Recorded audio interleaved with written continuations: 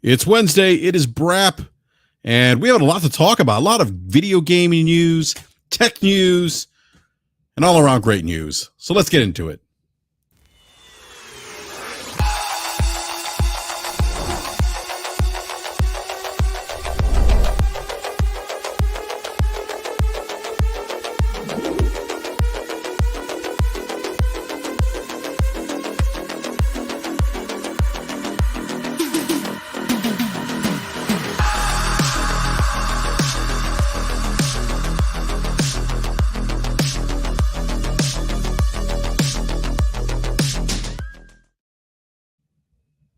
Welcome, everyone. Welcome to another episode of BRAP. And like I said, we have a lot to talk about, a lot of video game related news, tech news, and other miscellaneous news that I'll get into in just a minute. But I'm going to give a big shout out to everyone in the live chat. Thank you, everyone, for joining me this evening again. I should say joining us. The rest of the panel will be coming in here or joining the show here shortly. But I do want to start promptly at 9 o'clock. I was actually about 2 minutes late. And because we do have a lot to talk about. Look, 2023, and I've said this before, 2023 has been a great year for video games. That trend still continues. We have Liza P for Metacritic, or like I said, not for Metacritic.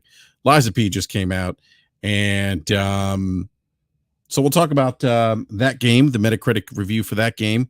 We just had Starfield that was released. We're going to talk about the impact of Starfield to the Xbox Series consoles.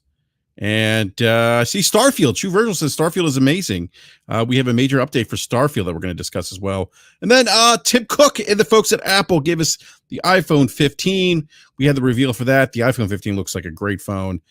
But could it be a disruptor of the gaming industry? We found out yesterday that the iPhone 15 is going to have a lot of video games, some support by some big developers. It's going to also include ray tracing. So we're going to discuss that here in just a bit. But I'm going to drop a link here in the live chat. If you could do me a favor, share the link on your favorite social media platform. Let everyone know that we are live. And actually, before we get into the topics here, if everyone could do me a quick solid, smash that like button. And if you do, subscribe, hit the bell notification so you're alerted when we go live. By the way, we have done something new. For those who are looking to communicate in the live chat, we have the settings where only members, those who subscribe, not members, but those who actually subscribe to the channel can participate in the live chat. We've done that because frankly I got tired of console warriors trolls coming into the live chat and just trying to just run amok in the live chat. So hopefully this looks like this requiring individuals to subscribe to the channel in order to participate in the live chat. I think that's actually helped in terms of cleaning up the live chat in a little bit, because frankly it was just getting kind of ridiculous with the trolls coming in here and console warring. But I need to drop a link here in the Discord channels. Give me just a second here and let everyone know that we're live here in Discord.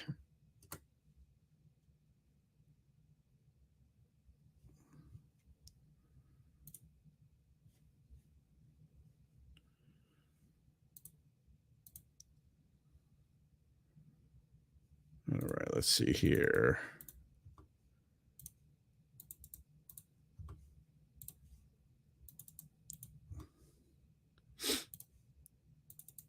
So tomorrow's going to be a big game, big news day, by the way, because we have two.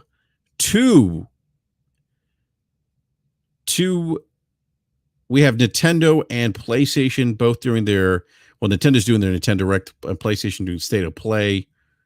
So that's going to be exciting tomorrow. Looking forward to tomorrow. This 2023 has just been an awesome year, an amazing year in video games.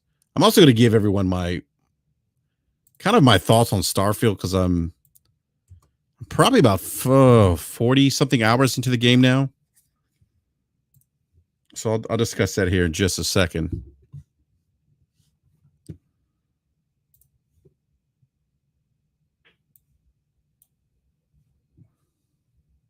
Here, Dan says, I'm going to listen while I work. I appreciate that. Thank you. Hopefully, we make your work time go by a little bit faster there, Hero.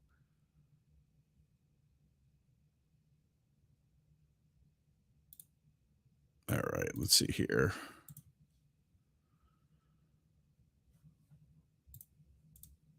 I also need to let everyone know on X or Twitter, as I call it still, BRAP is live.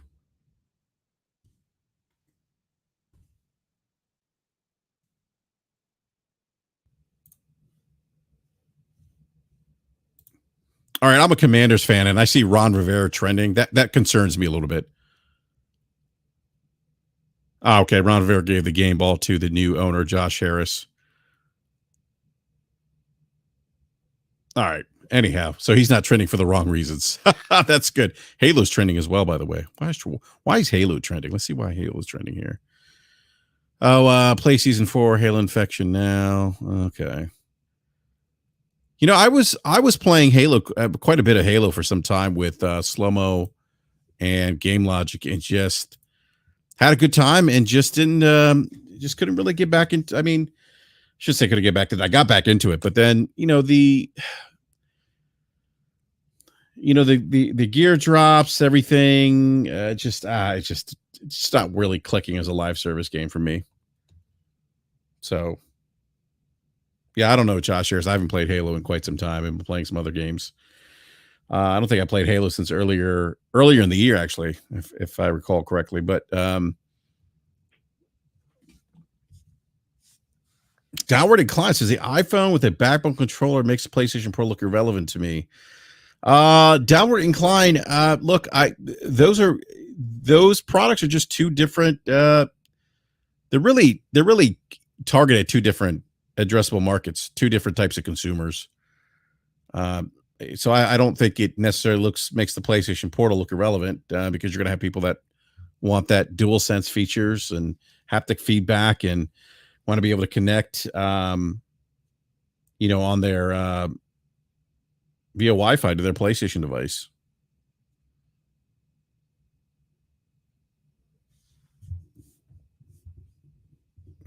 But I mean, I think you Downward, you may have some people that maybe have an iPhone 15 and may prefer gaming on that, assuming that they can enjoy some of the PlayStation games on their iPhone 15. So anyhow, so I'm going to discuss Starfield real quick, because I'm about 42 hours into the game, and the game is the game is just I don't know. The game does feel disjointed at times. A lot of times the game feels disjointed for me.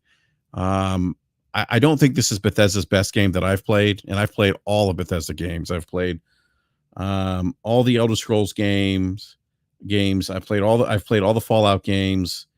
Skyrim to me is still probably the best game that Bethesda's released. I would put Fallout 4 behind that as well.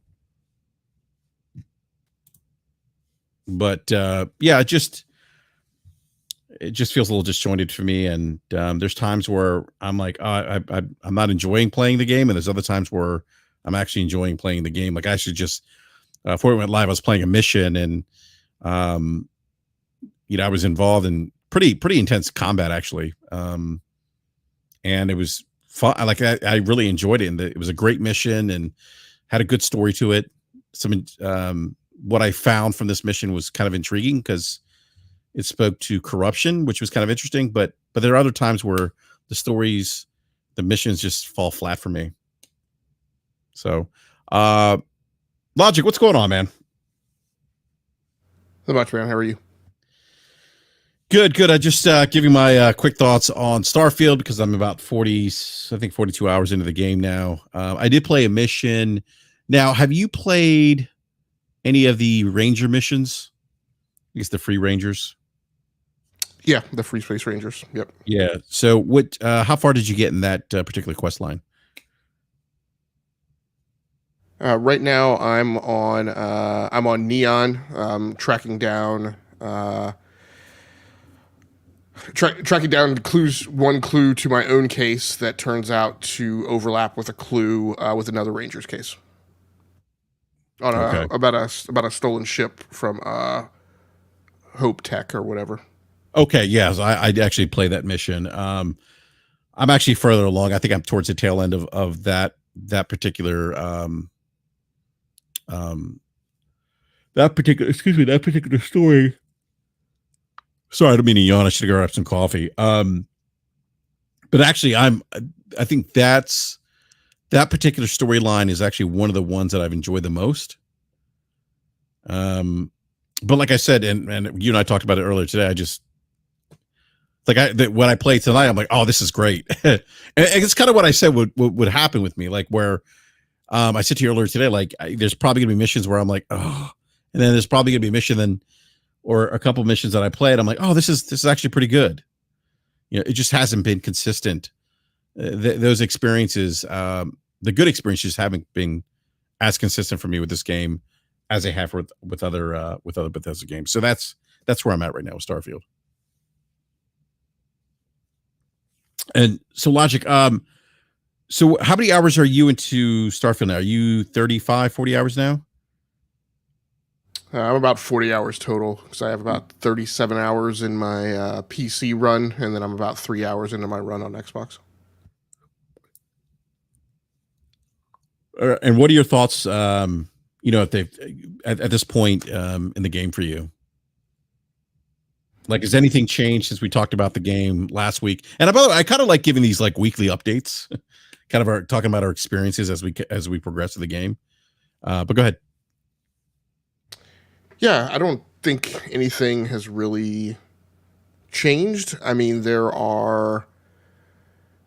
it's a very broad game that you and I have talked. Does integrates a ton of systems that I feel like haven't really been integrated at this scale in a game before. That provides a certain level of interest to me. One of the things that I struck on tonight, kind of as I was making my coffee, getting ready for this show, is I personally think the game does a really great job of world building.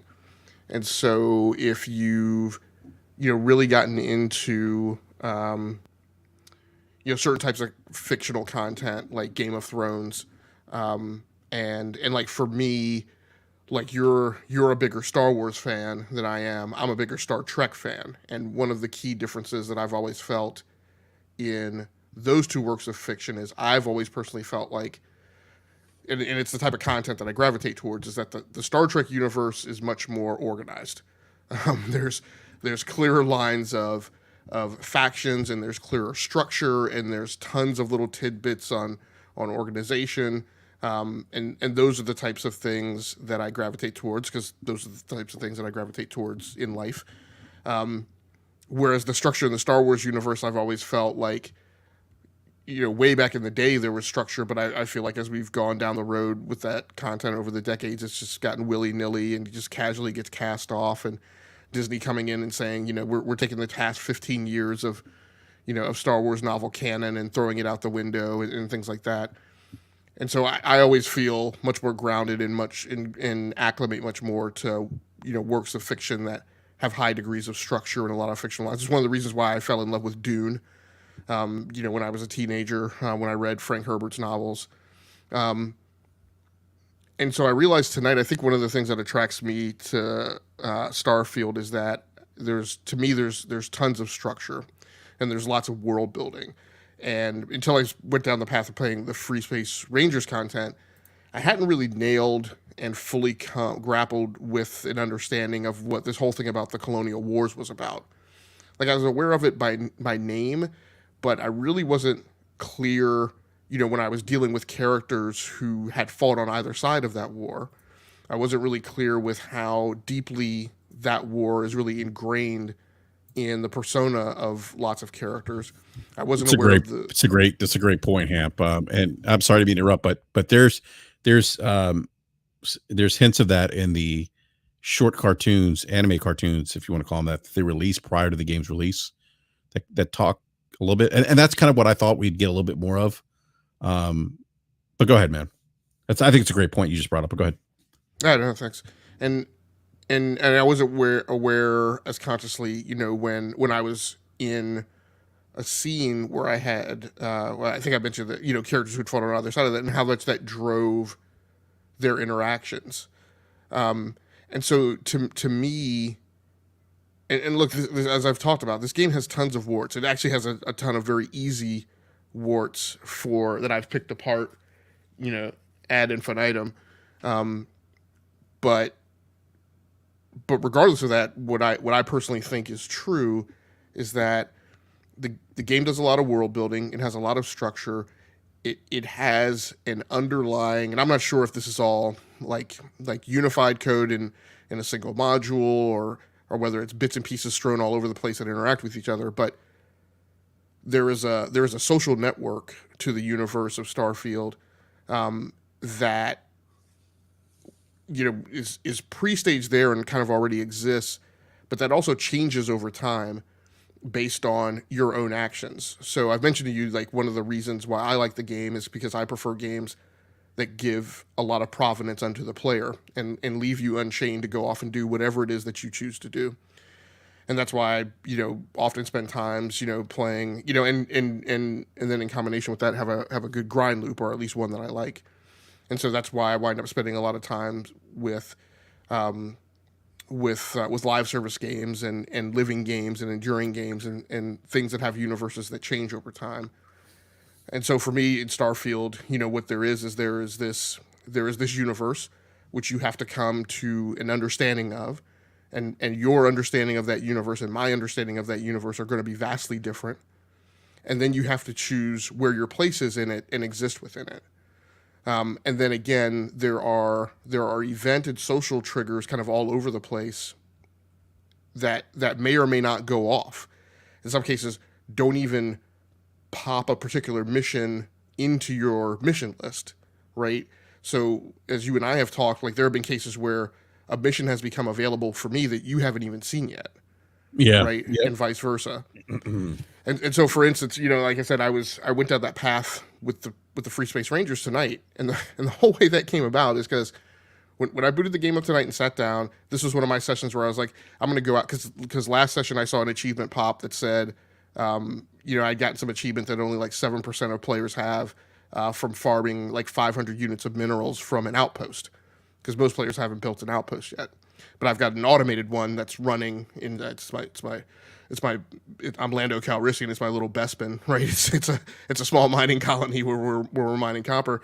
So I sat down tonight and I was like, okay, let's get the ship cleared out, get all our stuff sold off. We're gonna make a run out to Alpha Andares and collect copper from the storage unit that's out there and clear it out and top off the fuel generator and yada yada yada, right? And add some additional structures on this outpost, based on research I've done, because I found out there are research labs on your ship, which I didn't know. And so now I've been researching things like building robots and things like that give me some additional things I'll be able to do on the outpost. So we're all spooled up. We're going out there. I can't make a straight jump there because I haven't mapped all this, I haven't transited all the stars in between there and where I am now.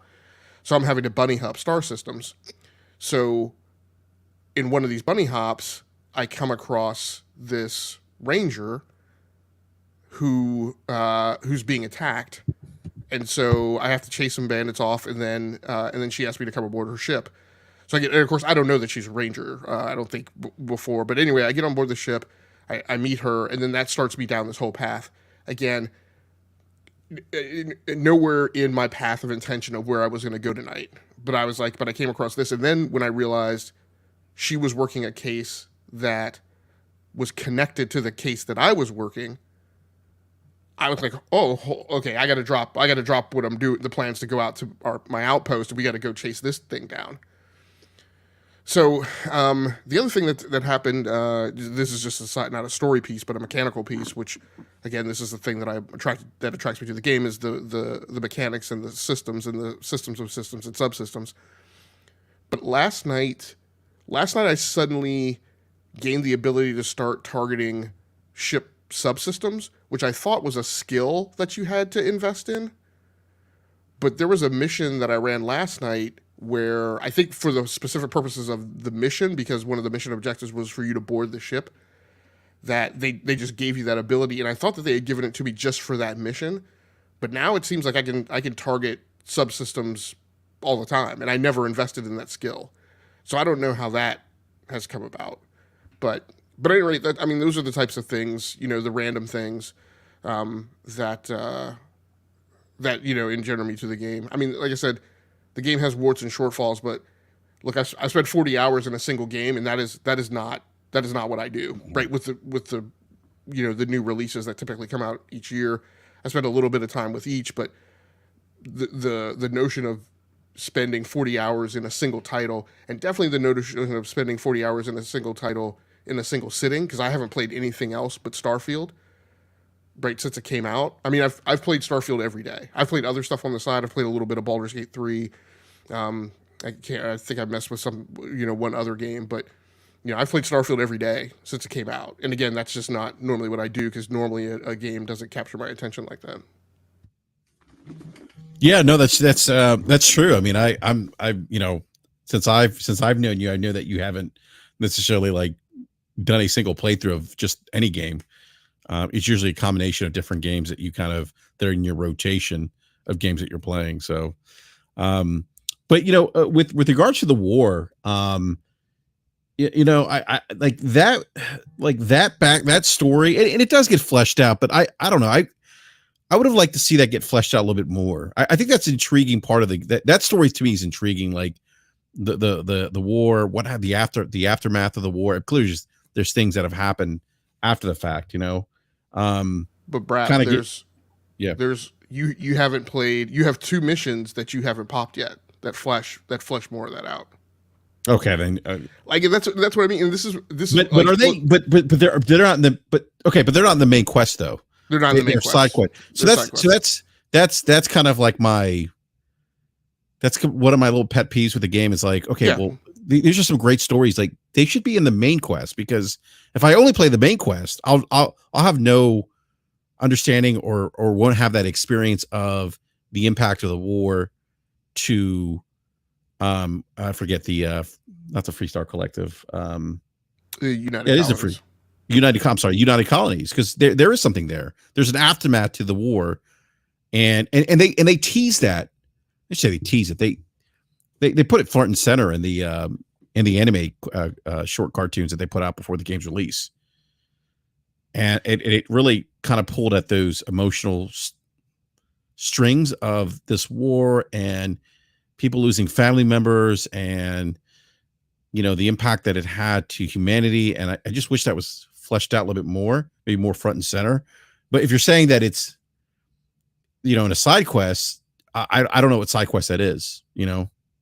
I think I may have just got a taste of it tonight, but that's doing the that's one of the ranger missions that I'm doing. And much like Star Wars, by the way, we talk about you mentioned Star Wars. There's some interesting elements of Star Wars in terms of, I guess, behind the scenes, like espionage, revenge plots that we've seen in Star Wars, and some of the missions that I've seen more recently. So, yeah, like I said, if you have a lot of cultural intelligence about like just sci-fi fictional works, like you're gonna get so much more out of this game. Like when you play the Ryujin storyline, that feels to me that I see a lot of dark matter in that, and that's a deep cut, because even most sci-fi fans don't know dark matter. The Free Space Rangers storyline feels very Firefly / Serenity to me. And then you and I have both played First Contact. I haven't played it entirely, but that feels very much Star Trek to me. Star Trek, yeah.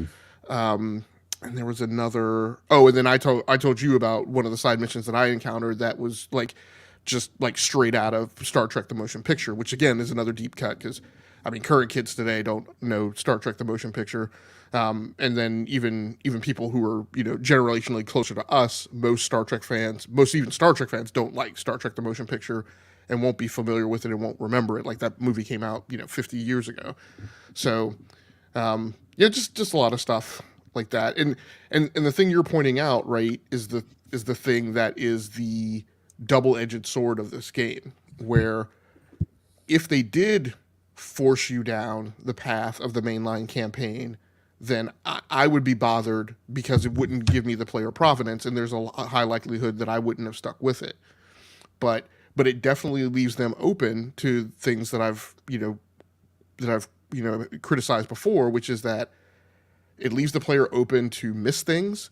It especially leaves the player open to miss learning curve, because for whatever reason, and it's a design choice I don't agree with, instead of having the notion of event triggered tutorials, right, which is the way it works in a lot of games, which is where the first 5 times that you go to do a thing, it pops a training dialogue on your screen that tells you, hey, to manage your inventory, do this. To configure your ship, do this.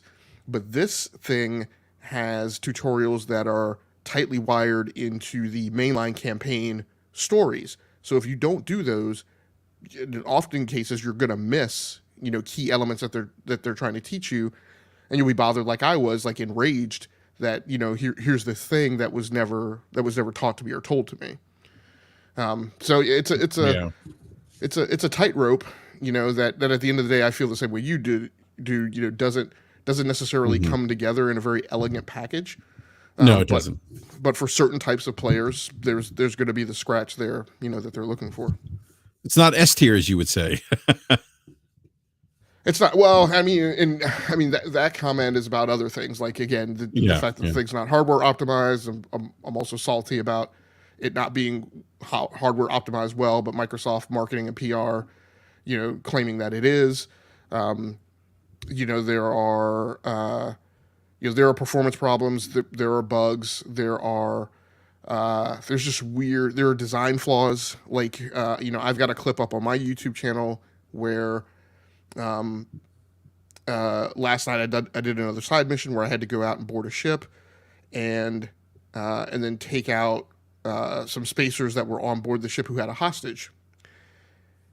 So when you dock, you got to be. There's only one place you can be coming from, right? I mean, when your ship docks at an airlock, you're going to be coming from one direction. I roll up on these guys. They are not covering down on the one door that you can walk onto the bridge through. They are all crowded over in a corner, looking out an exterior out a window outside the ship. And I'm like, what? Like I'm gonna spacewalk and come, I don't know, put a blowtorch to the window and come through that way. You could actually do that, but the mods have actually patched in spacewalking in this game. Yeah, and I know you can spacewalk, but the point is that the ship's docked. I got to be coming through a door. They're not coming through the door. And then I open the door. None of them react. And so I just take the 3 of them out with something out. It looked like something out of a John Woo movie, And so there are things like that are just problematic. You and I have talked about the whole kind of whiplashing that, and Sarah's still doing it now, where she's taken me to a waterfall, and basically been one step away from confessing her love of me, but then she gets aggravated. Then when I ask somebody for credits, she reads me the riot act, and I'm like, I've periodically, since I put her in the friend zone. Sarah doesn't like when you try to manipulate people. Yeah. Or you try to use violence to drive a desired outcome. Right. So that's another bug I'll tell you about here in a second. But I keep periodically going back to her and revisiting the whole friendship thing and saying, hey, how do you feel about our friendship? How do you feel about our friendship? I did that like 3 times in the span of 45 minutes, and she always says, oh, I'm so glad to catch up with you, and it's really great talking to you, and you're such a great friend. And then like 30 seconds later, right, I'll do something and she'll be acting like she hates me. So like that whiplashing is bothersome. Another bug that I ran across tonight is, I told you on Hopewell or Hope Tech or whatever, I told you that there's, in the fiction that's running in my head, there was the massacre of Hopewell, which is when I like basically killed everyone in that town. Which I felt really bad because I went back to it tonight and I saw there were like children like sitting on the ground, and I'm like, oh man, I hope I didn't kill all the men, women, and children in this town. Man! But I went back to Hopewell, and last night I spent 7 days in jail, which apparently cleared my bounty for 119, and got to penalize 119 credits, which doesn't seem like that bad of a price to pay compared to the 16,000 credit bounty that was on my head. But at any rate, I went back to that town tonight, and the bodies of people that I massacred there like 2 weeks ago, some of them are still on the ground. And I'm like, Oh man. and I'm like, it was a really weird bug that spawned that whole thing. I'm like, but then on top of that, the bug is now replicated. Every time I come back to this town, there are gonna be just these bodies, and I'm like, guys, clean this, bring the cleaners in and clean this stuff up. Hey, it's the Bethesda charm. Right, right. Oh, and their bodies had loot on them. So, Hey, sounds like you're concerned trolling. that's true. That's true. I'm making a big deal out of everything. You're making a big deal out of it. I never experienced that. It's not a big deal. You must be making it up. Hey, I played 70 hours and hardly any bugs. Yeah. Yeah. By the way, can we stop with? I've seen and actually, I did see it today. You were right. There are people actually playing this game that say, "Oh, there's no bugs." No, there's bugs in this game. I mean, I explained some of the bugs that I encountered last week. The one thing I was going to say, Game Logic, about romancing Sarah, she's definitely not like Lae'zel on Baldur's Gate 3, who very aggressive in her desires for you in that game.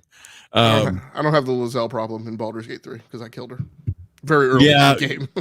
Yeah. See, I'd be interested going back, and I don't know if you're gonna complete Baldur's Gate, but I'd be interested in going back, and that's another game where you and I have had different experiences because we made different choices. I didn't kill Lae'zel. Actually, I saved her. But that's another game that I'd be interested in kind of or discussing your experience and some of the choices you made and the experience that you had with that with Baldur's Gate 3. So, oh man, I was going to say something else about because you were talking about some of these quest lines. Boycott activity says Lae'zel's more romantic than people give her credit for. That there's some truth to that. Boycott activity is she kind of oh my gosh, Lae'zel loves to lay down. She does live. Yeah, she can smell you apparently, and it sets her off in a good way. But no, she actually does become a little bit of a hopeless romantic at some point. But anyhow. There was something else. Oh yeah. Since we're talking about Starfield, Logic, we do have an update of sorts from Bethesda Game Studios, updates that they're working on, things that we've talked about that should have launched day and date with this game. So, some of the updates are going to be coming down the pipeline for Starfield, include brightness and contrast controls, which was odd that wasn't there day one. HDR calibration menu, which again, I was surprised that wasn't something that was available. FOV slider, which we talked about in 2023.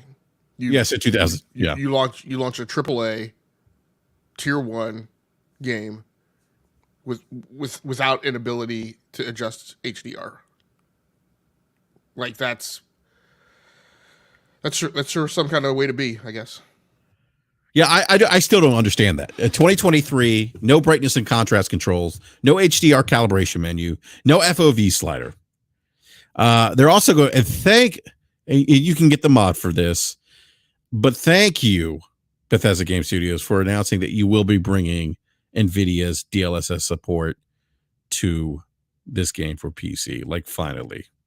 Like, I've not been happy with FSR 2.0. But that's another conversation. And then they're also going to have a 32:9 ultra wide monitor support, which I think that you have an ultra wide monitor, right, Logic? Yeah, but my monitors are 21:9, so okay. I guess a 32:9 must be like the 49-inch monitors, like the Samsung Odyssey, and I think there's an Alienware and a Dell, I think, that are popular in that size, I guess. Yeah, I think so. Maybe there's something ridiculous like 5120 or 5180 or something like that by 1440p or something. I don't know. Yeah. Let's see here. The other. So we talked about the ultra wide monitor support, and they're going to have an eat button for food, which, okay. They're also working closely with NVIDIA, AMD, and Intel on driver support. And each updates will include new stability and performance improvements as well. So that's the latest and greatest from Bethesda on patches or updates will be coming to Starfield. Thoughts? No, that's good. And I don't, man, I don't, I can't claim, I can't lay claim to that as the roadmap, which I have asserted that we will get an announcement from Bethesda slash Xbox before the end of the year that lays out what the roadmap is for Starfield in terms of DLC, story expansions, universe expansions, things like that. Like I said, I mean, they did say in there that this is a game that we will be supporting for many years. Did they specify how many? I'm not aware if they have, to be honest with you. I don't know. Okay. Well, I've predicted that the business plan for this thing is to support this game for 10 years. And we're seeing the That first, wouldn't surprise me. yeah, and we're seeing the first vestiges of that now. And I expect it to be supported with a more intentional, deliberate, robust approach to rolling out content, expanding the universe, changing the story. That's something that will look a little bit more like Destiny 2's plan. I think since Bungie left, Xbox has wanted a property that replicated that type of game in their portfolio. Not that type of game in terms of first person shooter MMO necessarily thing. But as I've said, Starfield is the nearest thing to an MMO that I've ever played that's not an MMO, and I expect to see hey, this year we're going to put out 3 or 4 content updates or whatever. I think they did make allusions to that they said you're going to see a steady plan of frequent updates that are going to come out for the game several times a year. Yeah. No, I think I agree with you. I think this game's going to have legs. I think this will be a game that they support, continue to bring out content for. I just don't know. I mean, there's probably going to be a re-release like they've done with like Skyrim. I mean, how many times have they re-released Skyrim? Oh, absolutely. Yeah. I mean, Yeah. I said it to some. I can't remember who I said it to. I said it to some journalist or something the other day. I said, "Look, you're gonna buy Starfield Enhanced Director's Cut, Starfield Enhanced Director's Cut, Ultra Edition, whatever." But like I said, I think the difference is going to be with this. They're gonna Starfield, the working edition, right? I think they're gonna be content packages as well that are going to wrap in, not just stuff that like the modders are doing, but are going to be, like I said, like deliberate, advancements of the story and changes and updates to the ongoing universe. Yeah, Starfield VR, like boycott activities at Starfield VR. That'd be interesting. All right, Logic. I do want to move on from Starfield. I want to get to the iPhone 15. And look, man, I should have waited. So for those who don't know, I just upgraded to the, which is probably actually about 4 weeks ago, upgraded to the Samsung Galaxy S23 Plus or Ultra, whatever the hell it's called. It's a great phone, by the way. I mean, I love the phone. It's a great phone, but this iPhone 15 Logic with the A17 Pro chip that's comprised of 6-core processing units and 6-core graphics processing units, capable of ray tracing. Man, I tell you, and did I mention the titanium edges that the phone will have? I mean, Logic, oh man, I tell you, man, I may be getting an iPhone. I may be coming back to Apple. This phone actually, and not just the the guts of the phone, but I know one of the things that we talked about was the camera. And you mentioned that the camera is kind of the i15 Pro camera will have 3 cameras and a 48 megapixel main camera sensor. It's also going to have a telephoto ultra wide lenses with more megapixels than the iPhone 14 Pro. And the Max will have an updated telephone system with enhanced hardware zoom capabilities, which will double the iPhone's ability to zoom into images with the physical lens, 3x2, or is it 3? What is it? The 3 times to 5 times at 120 millimeter focal length That's I'm not as familiar with cameras. I don't know if if that makes sense to you, Logic. But I know you mentioned that the potential camera that's in this phone could be maybe 2 generations ahead of maybe what Google's. And correct me if I'm wrong.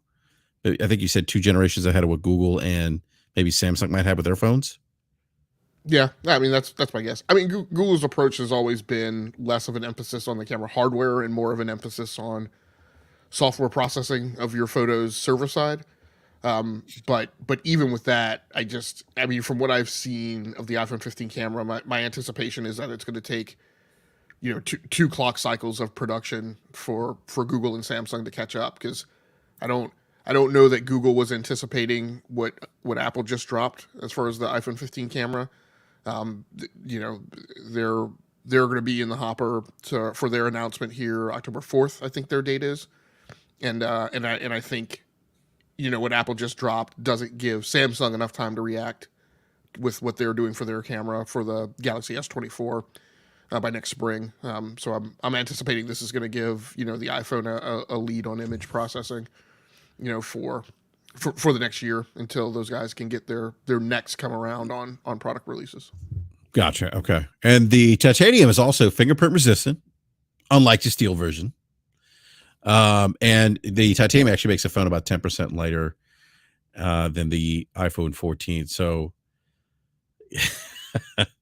I think this is a great looking phone. I've always thought the iPhone phones were great looking phones, but this one really has me like, And I know I've been saying for quite some time I may make the jump back to Apple, but this one I may end up making that jump with this phone. And I think it really, and also I may end up making a jump, jumping to a different carrier depending on what kind of deal I can get as well. So, anything else stand out to you about the phone, Logic? Anything that got you excited? The iPhone 15. Well, I think there was a guy. I think when you posted, your thoughts on the iPhone 15 of potentially coming back. I want to say I saw a rando jump into your thread about, the iPhone heats up or whatever, and after a few minutes playing on it, then like the picture doesn't look that good. Number one, I don't believe that that's the case. Number two, but the other thing that's pretty incredible is they had to delay getting the A processor down to the 3 nanometer fab process, and they did that this year. So I mean that's going to save a ton on thermals as you crank the phone up for high performance activities. And I can't remember. I was trying to read something else. Did you mention ray tracing being on the phone now? Yeah, I mentioned it earlier that ray tracing is actually on the phone, and then I didn't get into the that the iPhone 15 is actually going to get quite some pretty good games launching this year. Some pretty popular console games, but go ahead, Logic. No, go right ahead with those. Yeah. So what are they? So, and this really kind of like perked my ears up when they made this announcement, but some of the games that are coming to the iPhone 15, 2023, Resident Evil Village, Death Stranding, Assassin's Creed Mirage. And when I heard those, I was like, oh, okay. And actually I was reading, this is an article from Forbes, actually, the CEO of Creative Strategies, Ben Bajarin, I don't know if I'm pronouncing his name correctly, said about the iPhone 15 Pro. He said that the graphical leap in the iPhone 15 Pro really can't be overstated. They spent a lot of time emphasizing the GPU. That's very telling. He said, camera, chip, GPU, visual experience gaming. This is the next platform that takes iPhone to the next 4 to 5 years. So Logic, I mean, and that was the other thing that got me excited about the phone was, like Death Stranding, Resident Evil Village, Assassin's Creed. Those are some pretty big games.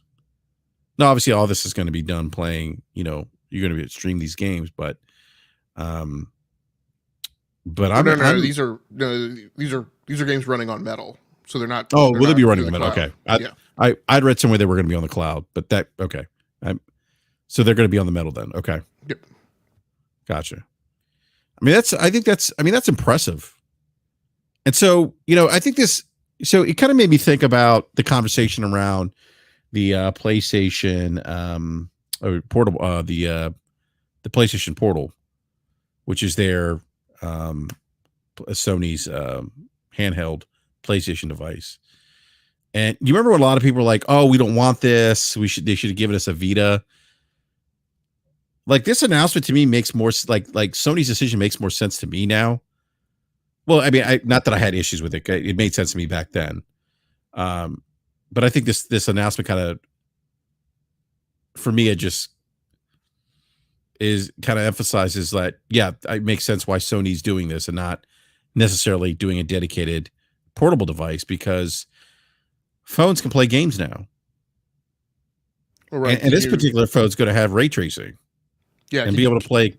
Yeah, go ahead. Can you imagine putting out a dedicated handheld device that played games that ran on discretely different, right, foundational code base separate from the PlayStation 5, and then put it to market in the same quarter that the iPhone 15 is dropping? I mean, so again, an iPhone or a smartphone in this day and age, by most people, is considered a necessity, right? A handheld PlayStation device is not. So you're going to be competing against something that a large swath of the market thinks that they have to refresh and upgrade to. And you're putting out a discrete handheld device that's a one-off, right? It's a mutant aberrant, right? Because it doesn't run the same thing as the PlayStation 5. Or if you try to make it run the same thing as the PlayStation 5, now you've just created your own Xbox Series S problem. You know, so like you said, it just, what we've said before, what I've said before was that, look, they tried the PlayStation Vita, it didn't work because because of the state of the competitive market, because people were buying phones. Phones had gaming capabilities. Those gaming capabilities are light years ahead of where they were, 7-10 years ago.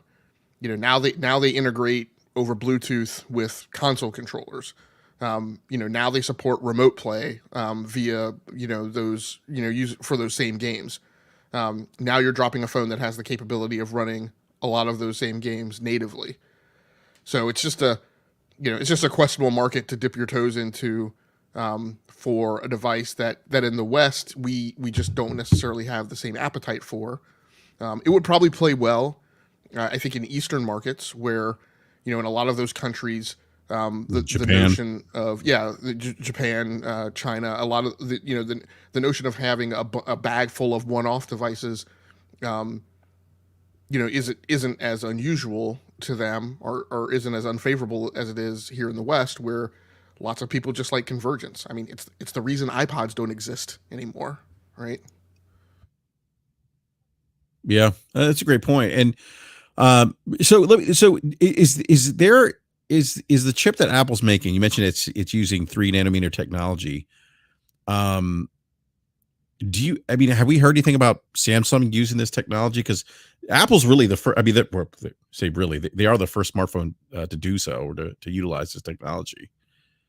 Yeah, I don't think Samsung's down to 3 nano. And even if Samsung was down to three Oh my nanometers, their gosh. problem is that for their phones now, they don't all deploy on Exynos, and actually they've backed off of how many of their phones, Hmm. per line, and how many lines of their phones run on Exynos. They are more and more leaning towards, just using Snapdragon chips. Um, just because it creates a ton of variation across the market that I think they've gotten less of an appetite for their smartphones, because their smartphones are doing so successful. I think in some of their product lines where they don't have as much traction globally, they're fine using Exynos chips in those. But I'll have to pull the thread. But as far as I know, I don't know that anybody else is getting down to 3 nanometer. And I think Apple bought the capacity that there is for 3 nanometer fab. I'm pretty sure Apple bought like the vast bulk of that capacity, and so it's not even there's not even enough of it that will really be available for other competitors right now. That alone gets me excited for this phone. The fact that they're using 3 nanometer technology, which is going to make the phone like fast, more powerful. Now in terms of expense, so like, is this, because it looks like the base model is going to be is going to retail for $1,000. The larger iPhone 15 Pro Max is going to be coming in at $1,200. Yeah, it's the same prices as last Same year. price. So Okay. there's the 15, the 15 Plus, the 15 Pro, and the 15 Pro Max. They're gonna launch at the same prices as last year. What I think is a problem is they're also launching at the same storage capacities as last year. My personal feeling is look, in 2023, selling me a 120 gigabyte phone, a 128 gigabyte phone at luxury phone prices, that just feels like it doesn't work for me. You know, it's For people who are going to be like. buying it at that level. You know what it sounds like? What, a cash grab? Yeah. Anti-consumer? Yeah, it's anti-consumer. It's a cash grab. But I mean, I get that point. But you are getting a faster phone, though, more powerful phone. You're getting a significantly more powerful phone. Yeah. You really are. I mean, so there's I think there's that consideration too. But I'm telling you, Logic, I'm telling you, man, as I was reading more about this phone, and I was like, I may this is crazy. Like, I just got this Galaxy S23. I may end up, if I could trade it in and pick up the iPhone. I'll get the iPhone 15 Pro Max is the one I will go. I think that's the one with the 6.7 inch screen. Yeah, 6.7 inch. Yep. Yeah, so that's the one that I'll go for. No, the one thing I would say is, I mean, the S23 Ultra is a great phone. I have one that I use for work. It wouldn't. While I got you riled up with the FOMO for the iPhone 15, I will say it doesn't make bad sense. No, I got myself riled up with the FOMO. I mean, reading the specs and the games that are coming, I'm like, whoa, wait. And I'm not really one to game on mobile, but if you're telling me ray tracing is going to be a feature of this phone, and that you can run Death Stranding on Metal on this phone, like that's impressive. Well, the one, so a few caveats that I would put out there. So number one, I think I saw somebody in the chat say something about playing on a phone screen. So while that is true, but also consider the fact that you will be able to cast whatever you're playing to a TV, or I forget what the functionality is where you can port what's going on the phone over to a tablet or a Mac. But you'll have that ability, and you'll be able to use a hardwire, right? Because this now runs USB-C, so I'm absolutely certain that there will be USB-C to HDMI adapters that are made available for the phone. So you'll be able to hook this phone to your TV and play it that way. But the one thing I would say, again, where it might make sense to just hold on to your S23 Ultra, like, give Samsung a production cycle to get their S24 out, see what that does to push Apple to compete when they come back around for the iPhone 16, is that, and I'm guilty of it too, Apple does this very, very, very frequently. Very frequently they come out, every other year and say, all right, now we're doing this, and this is going to open up the floodgates on AAA gaming, right, on Apple devices or on Mac. And it never gets there. It never gets to where it's a really impactful market force. So they've rolled out their game porting kit, which takes Rosetta and further refines it and makes it, as far as I can tell, incredibly easy to port your game from Windows to Mac. But people have gotten preliminary builds of the Death Stranding port to Mac, and the word is it's not that much more performant over just running it virtualized, through Rosetta last time, which essentially acts in similar fashion to Proton, right, on the Steam Deck and on Linux. So, they did this a few years ago when they rolled out Metal for the phone, and that was supposed to provide an abstraction layer that provided a lot more gaming capability. And again, the performance realization, I think, has eventually gotten there. But my point is that it's never become this torrential market force that has done a huge bow swing of the market over to people gaming on Apple devices or on the Mac in a way that has taken market share away from consoles and Windows. So, Yeah, you know, I I, I predict we'll start to see third party publishers swing resources towards the iPhone and the Mac. I think they're gonna, what I wrote on Twitter is I think they're gonna have, I think some of those third party publishers are gonna have some tough choices to make because they're gonna look at the number of iPhones that are deployed. They're gonna look at an ability to put their game on iPhone where there's a big market. There's a lot more iPhones than Xboxes, you know, yeah, and yeah, and go, hey, when we make the same game and put it on iPhone, it's not competing against something like Game Pass. There's Apple Arcade, but Apple Arcade does not have the chilling effect that Game Pass does on competitive titles that are not in Game Pass. Mobile's huge. There are third party publishers with big plays in mobile. I think we're going to start seeing people start to make choices on where they're investing resources, and so that may play into more titles flowing to the iPhone, but I don't think it's a bad idea to give it a year and just see if that actually happens and see just how frequently AAA games, or just high fidelity games that are controller based that provide console similar experiences really start flowing to the iPhone. yeah. No, that's a great point, and I don't see this as being kind of a disruptor per se. I think, as you mentioned, it's not going to cause people to stop playing console games or anything to that extent. But for me personally, like I said, I mean, I'm really excited for this phone and its capabilities. And I'm telling you, I just may end up upgrading and getting this phone, man. I may end up biting the bullet. Well, we'll see. We'll see. We'll see what happens. But any other thoughts on the iPhone 15 announcement, Logic?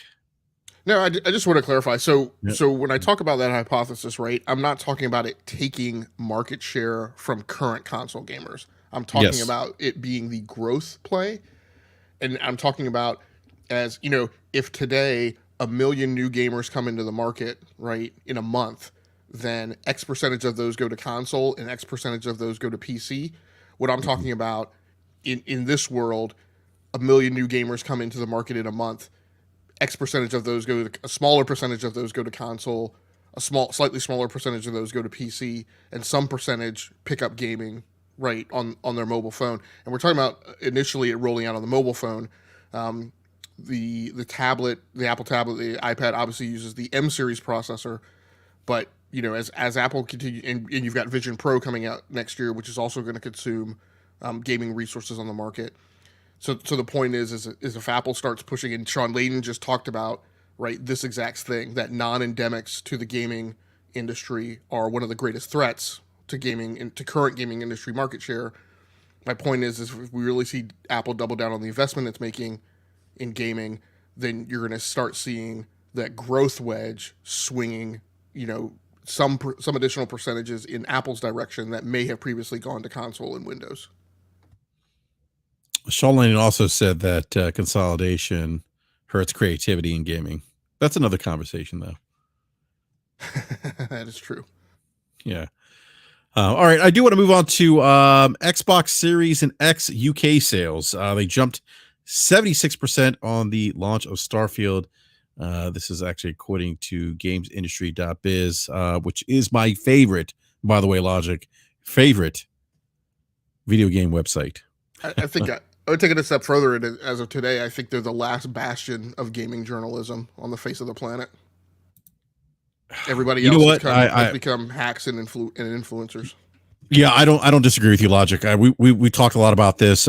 We had some back and forth with somebody who I don't know if they officially work for IGN. I know they're on Podcast Unlocked, but yeah, I just see Ryan McCaffrey stuff recently, and not all of them, but like seeing this farming for engagement, going down the path of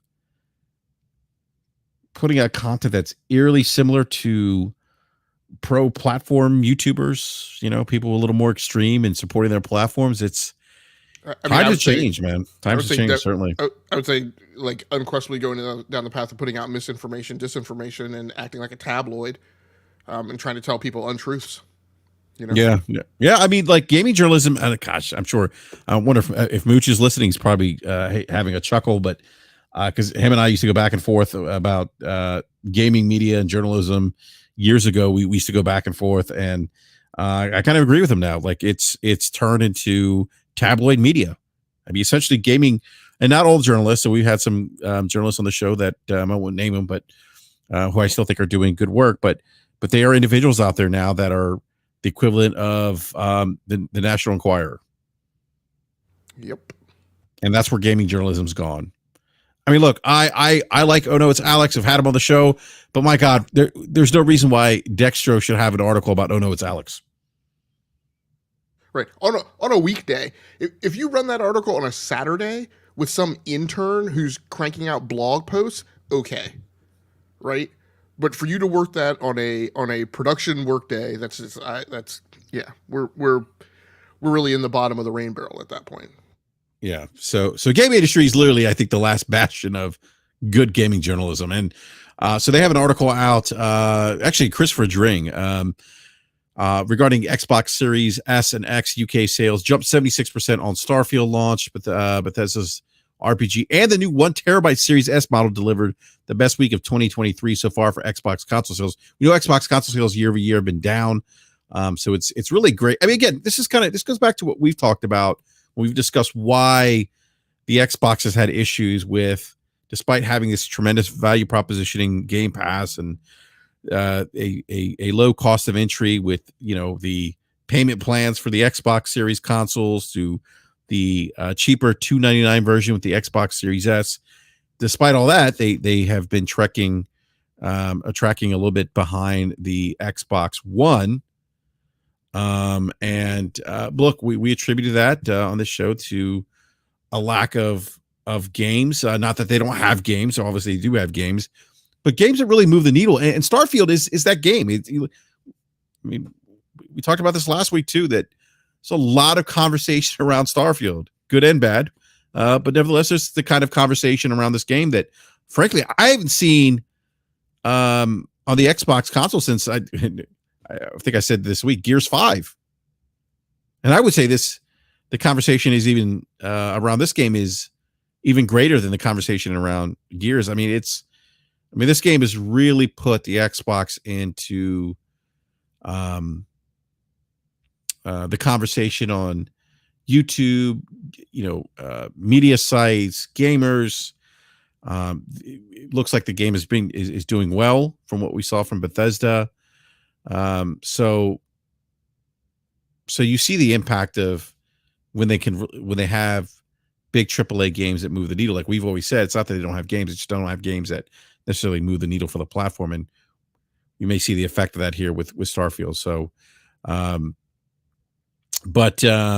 GFK data, which does a lot of the reveals a lot of the UK data in terms of game sales. The GFK games boss Dorian Block says that this week is the biggest this year so far for Xbox Series S and X hardware sales in the UK. Meanwhile, the week ending September 9th is currently the second best week.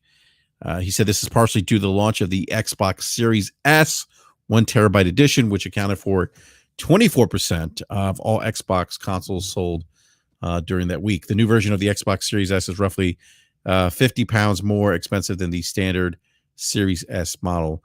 But the jump in Xbox sales was also due to the launch of Starfield, which, as we all know, launched on September 6th.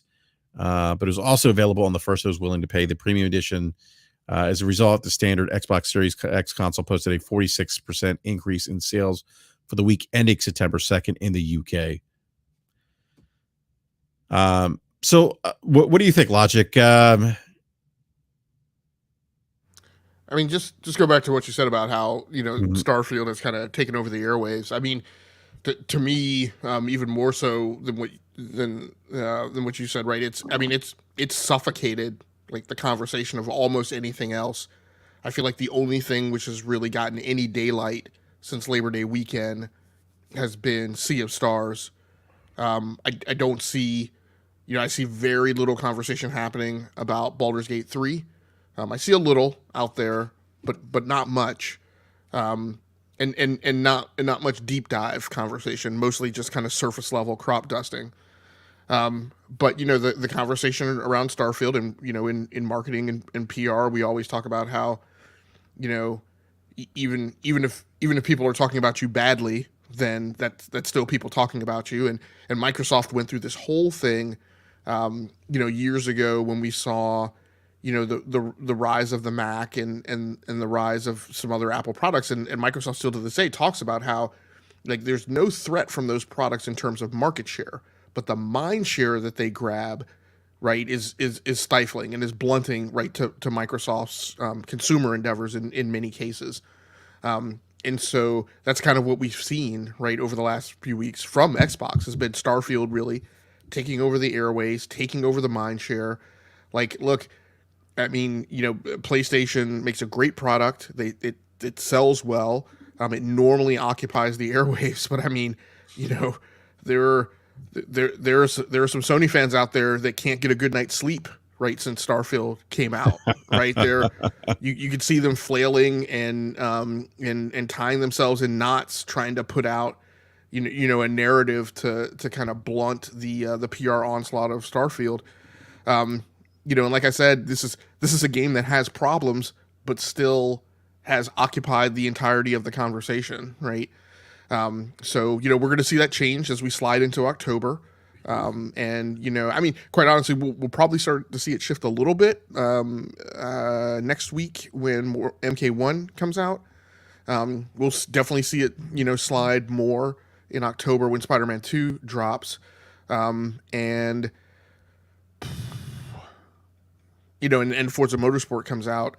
It's tough for me. I don't know whether, and then after that we'll be into award season, right? And it's tough for me to read the tea leaves to know whether or not the Starfield conversation will burble back up with any credibility behind it, right? In the weeks leading up to TGA nomination. So that'll be interesting to see. Yeah. Also, since we're discussing sales numbers, PlayStation actually is up 42% month over month, as well. That console benefited from some aggressive pricing or discounting and bundles across the summer months for PlayStation 5. So overall, year to date, PlayStation 5 sales are now up 60% in the UK. Year over year for Xbox are down 23%. But again, back to Xbox. I mean, this is what we talked about as we discussed some of the troubles or challenges they were having in terms of moving hardware, was really because of the lack of big AAA games that really move the needle for the platform. And as much as people try to accuse us of saying that they didn't have any games, that's not what we were saying. We're just saying they didn't have games that move, those S tier games that move the needle for the platform, that get people off their butts to go out and buy Xbox Series consoles. So, but that's great for Xbox. It really is. It's great to see them. I always says, I want to see all the platforms do well, compete well, because I think it's beneficial to consumers. So, Logic, any other thoughts before we move on to the next topic? Nope.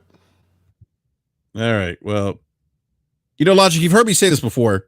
2023 is a great year for video games. Great year. And tomorrow we'll be treated to a State of Play and Nintendo Direct. Now, I was thinking about this. Have we had a PlayStation State of Play and Nintendo Direct the same day before? I think we have, right? Maybe. I don't recall. Yeah, I mean, we've definitely had them like in the same week. Yeah, definitely on the same week, but I'm not sure if we had them on the same day. So the Nintendo Direct is going to go live at 7 a.m. Pacific Standard Time, 10 a.m. Eastern Time. And the Nintendo Direct live stream, it will be featuring roughly 40 minutes of information focused on Nintendo Switch games releasing this winter. So no one should expect that we'll get Nintendo Switch 2 news during this Direct.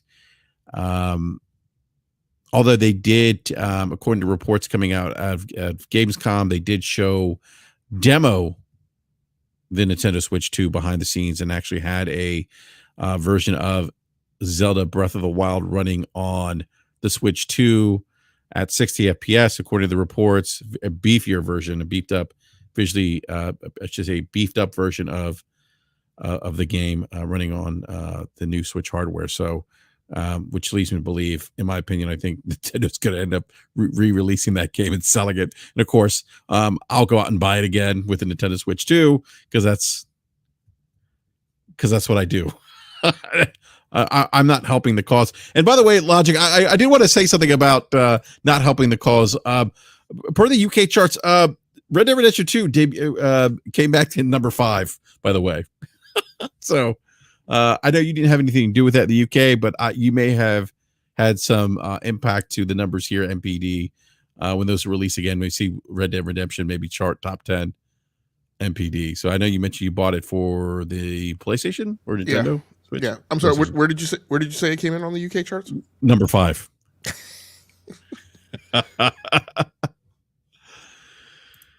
So I wouldn't be surprised if Nintendo's got this thing running on the Nintendo Switch 2. To me, that just screams, "Hey, we're going to sell this thing, and people are going to buy it." I can guarantee you, this thing is going. The Breath of the Wild will sell gangbusters. A 60 FPS version, better graphics, lighting, all the bells and whistles. I'll buy it. Absolutely, I would buy it. 60 FPS Zelda? Absolutely. In a heartbeat. I wouldn't even second guess it. See, I'm part of the problem. All right, so that's tomorrow at 10 a.m. Eastern time. Yeah, go ahead, man. Yeah. The business savvy makes me laugh. Look, not only did Red Dead Redemption pop onto the charts, but Red Dead Redemption becoming available looks like it had a knock-on effect to Red Dead Redemption 2, which also jumped up out of nowhere to number 4 on the UK charts. Oh, I didn't see that. Oh, wow. It probably did have a knock-on effect. Yeah. Oh, man. Oh, my goodness, man. I'm telling you, they like I said, don't be surprised to see Breath of the Wild as a launch game on Nintendo Switch 2. I'm just saying. Yeah, it just cracks me up. What is his name on Twitter? Chris was right or whatever. Was talking today about how basically gamer Twitter and gamer YouTube constantly gets it wrong, which I was a little disappointed. I tried to tell Slow-Mo, hey, look, all the things he said, 4 of the 5 things that he says gamer Twitter always gets wrong are the types of things that I get right. Slow-Mo didn't give me any. He didn't give me any compliments though. So, but yeah, it just cracks me up that here once again, we have a shining example of how gamer Twitter and gamer YouTube just totally gets it wrong. When they said nobody asked for Red Dead Redemption, nobody wants it, and yet here it is charting at number 5. Which again, it's the UK charts, and people try to downplay that too. But I keep telling people, look, the UK charts are like the Golden Globes, and then the MPD charts are the Oscars. And what happens in the UK charts is often the telegraph of what you're going to see when the MPD sales numbers come out right in a few weeks. So just keep your eye on that and see how much of this is replicated, and see if Red Dead Redemption and Red Dead Redemption 2 are up there. There are quirky things. If you study these numbers over years, there are quirky things and aberrations that you will see and that you will understand. You will see that F1 always sells really well in the UK because they're big racing fans. Whereas it doesn't sell, it won't be reflected as high performing in sales numbers in the US charts. You will see things like FIFA always at the top of the list, where FIFA sells well in the US, but it's not often, at the top for any enduring period of time, where you'll see it constantly charting in the UK charts. But, it'll be interesting when MPD comes out. We have people arguing whether the PlayStation 5, PlayStation Portal is better, or the iPhone 15 is better than the PlayStation Portal for gaming. Yeah, I see that. I think that's because Boycott Activity, who I think I have blocked, so I can't see what he's saying, has been making some maybe ludicrous contentions, arguing for the iPhone over the Portal. I mean, I would say that that may be subjective, boycott activity as well to somebody's use case. Yeah, So, I hope it's I not mean, getting I hope it's not getting yeah, twisted with whatever Boycott Activity is saying, yeah, right? To tie in with what I'm saying. What I'm saying yeah. is that ray tracing showing up on the iPhone 15 and Apple's push to make gaming a thing on the iPhone Mhm. is a good reason and for why Sony did not and should not have tried to do something like deploy a Vita 2. I am not saying that the iPhone 15 will have any impact on the sales performance of the PlayStation Portal. I think that Mhm. thing is going to sell just as I predicted it was going to, which is it's going to sell in the low single digit number of millions to the most dedicated and hardcore fans on PlayStation, and that's why Sony does things like this to cater to that part of its audience. It's a retention play to keep people in the PlayStation ecosystem. You don't make the PlayStation Portal to sell more PlayStation 5s or to bring new gamers in. You use it to keep the customers that you already have. And I don't think Yeah, the iPhone 15 will have any impact on that at all. yeah. By the way, I want to welcome somebody who I've missed tremendously on this show, Forte. First of all, what is going on with your wall? I love it. Oh, it's a fire. It's like a bonfire. Yeah, bonfire. Okay, that's actually pretty cool, man. Yeah, I could change it to something else, but yeah, it's a bonfire. I could make it a fireplace if I wanted to. Nice. That's actually really cool. What hypes me up is I didn't know we were allowed to be on camera in the podcast. So now I'm going to have to rig mine. Oh yeah, we can be. I'm just never on camera. I just don't feel like setting up the camera and everything. But yes, we can be. When I use StreamYard, we can absolutely be on camera. Fireplace. Yeah. Oh, nice. Can you do Mario? Actually, I do have. I have Yoshi shaking his butt. Oh, you got to put that on. Yeah, I got Yoshi shaking his butt. It's pretty cool. So Forte, are you selling copies of Red Dead? No. Okay. Not We're just out talking yet. about. Well, it's out digital. It's out so, digital. Oh, that's digital. That's right. Yeah, it's out not digital. out physically until October 13th. October 14th. Yeah, 15th. I do have a couple of pre-orders on it though. I have it, by the way. You bought the Did you buy it digital on Switch or PlayStation? No, I didn't buy it. They gave it to me. They gave it to me on Switch. Oh, nice. It's actually pretty cool on Switch. I was actually pretty shocked by the performance. I was like, yeah, it is a 12-year-old game, so it should run good. Yeah, no, it definitely should run good. Considering I can't believe it's a 12-year-old game. It's good though. It's really good. Yeah. So Forte. So yeah, man. So no, thanks for jumping on, man. Always great to see you, sir. It's been forever, so I had to. Yeah, it has been a long time, man. Well, I told what's the name that my inventory next week is my last inventory for the rest of the year. So I was like, I can show up today. Next week I won't hear, but then I'm all yours after that. I got to come back for the holiday. Yeah, no, you could talk about some of the things you're seeing in terms of demand for consumers at your store. Oh, you know what the demand of consumers really is?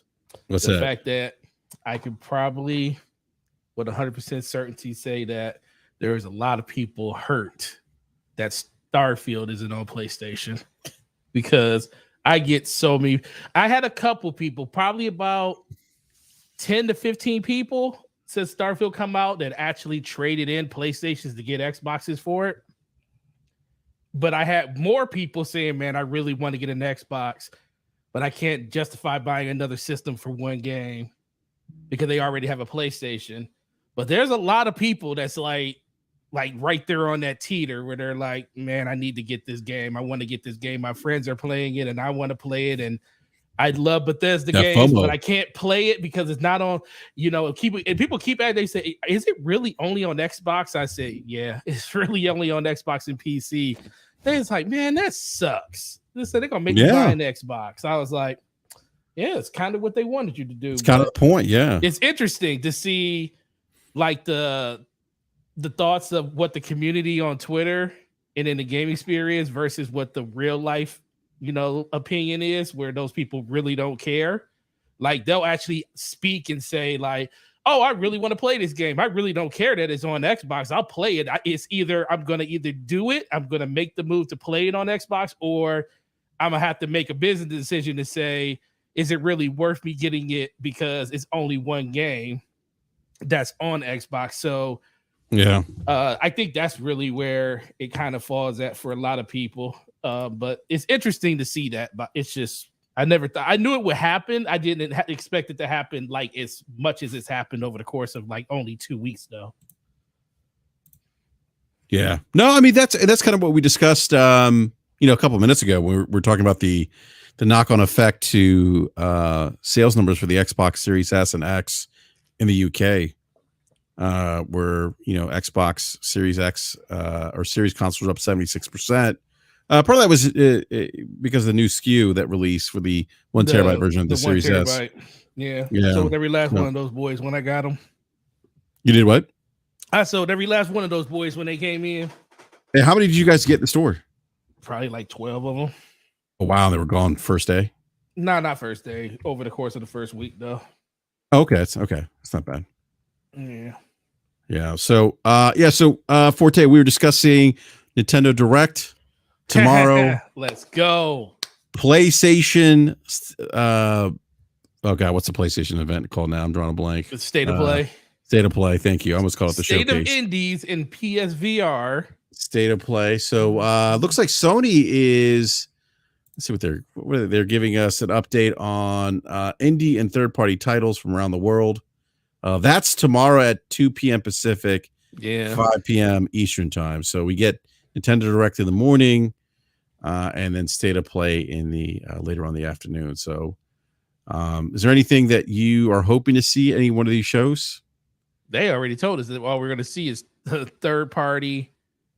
PlayStation at least. They said we're only going to see third party. We're only going to see PSVR, and we're only going to see indies. So, yeah, I'm pretty much. I mean, I'm going to watch it just because, but I just don't know.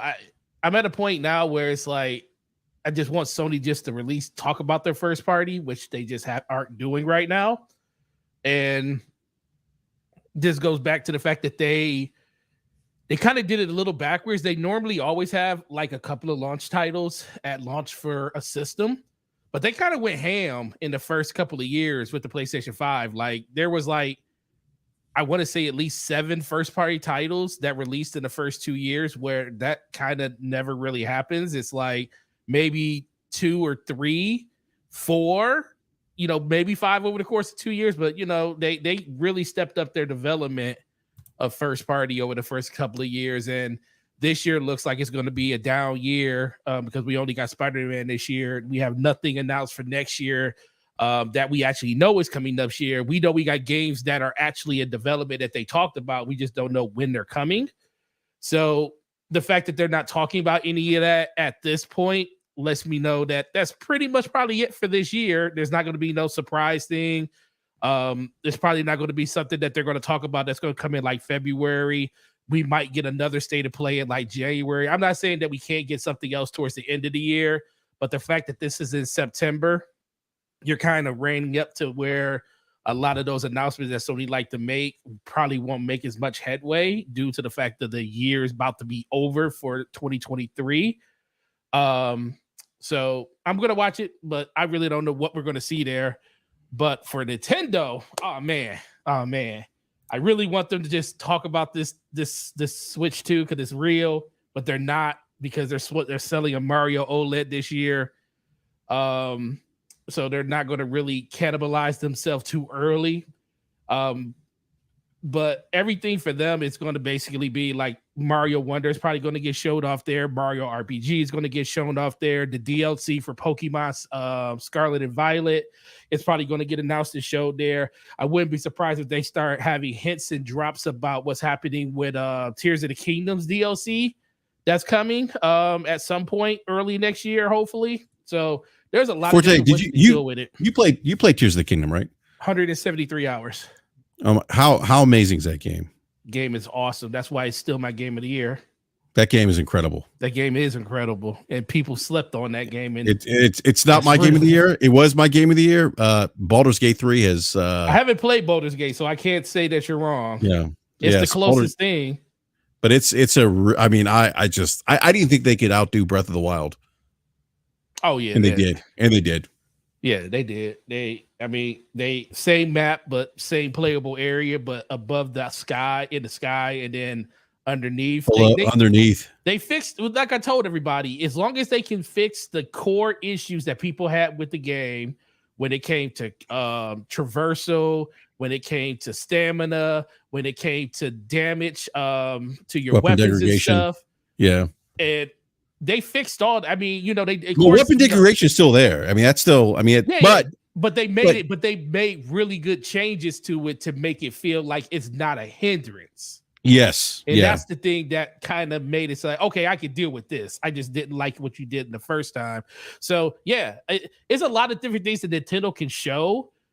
And I think the more and more that they do these directs, the more and more people are going to be more and more excited for them, because you really don't know what Nintendo's coming. And now that these rumors are circulating crazy about what's coming with the new system and all of these showing the behind scenes and playing Matrix demo at Target specs and Breath of the Wild running at 4K 60 with DLSS, and supposedly they had a version of Final Fantasy VII Remake ported over that was really easy to port, and it was running like as good as a PlayStation 5 version of the game. It's a lot of stuff to like kind of unpack with that system.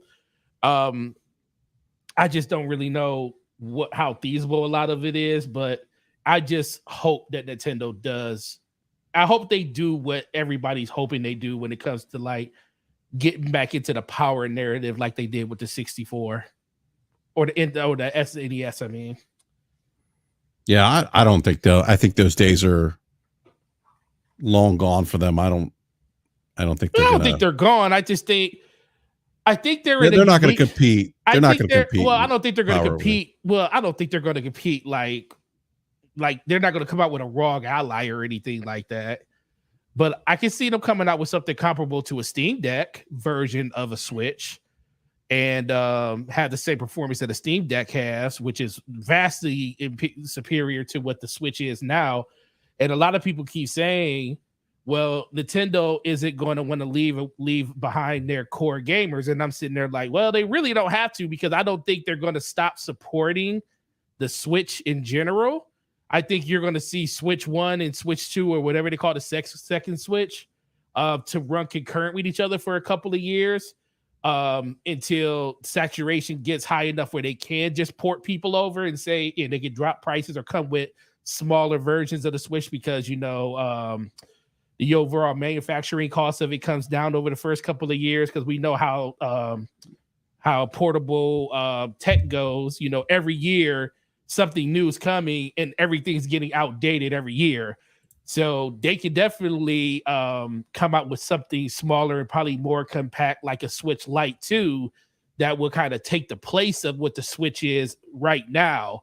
But they don't have to abandon what they have now. So they can come out with a premium product that people will probably be like, whoa, I never expect Nintendo to come out with a $399 system or a $449 system, but it really wouldn't be a big hit to them, because the people that want to play Mario will still have the option to play on a Switch OLED for $349 if they wanted to. And those games are still going to be cross-platform play. And I don't think Nintendo, for the most part, really cares about their their first-party games being kind of held back by what the Switch can do right now. I think the Switch, whatever this new Switch is for third party to really, really flex their muscles to bring their games over to the system. And that's what you're going to see the benefits of what the new Switch is going to be, more third party than first party. And then once they, dissolve the original Switch, you'll see first party really take over then. Hey, real quick, B Money on the live chat. What's up, B Money? Says there will be first party announcements in 2024 from PlayStation Studios. Concord is scheduled to release next year. Thank you for that, B Money.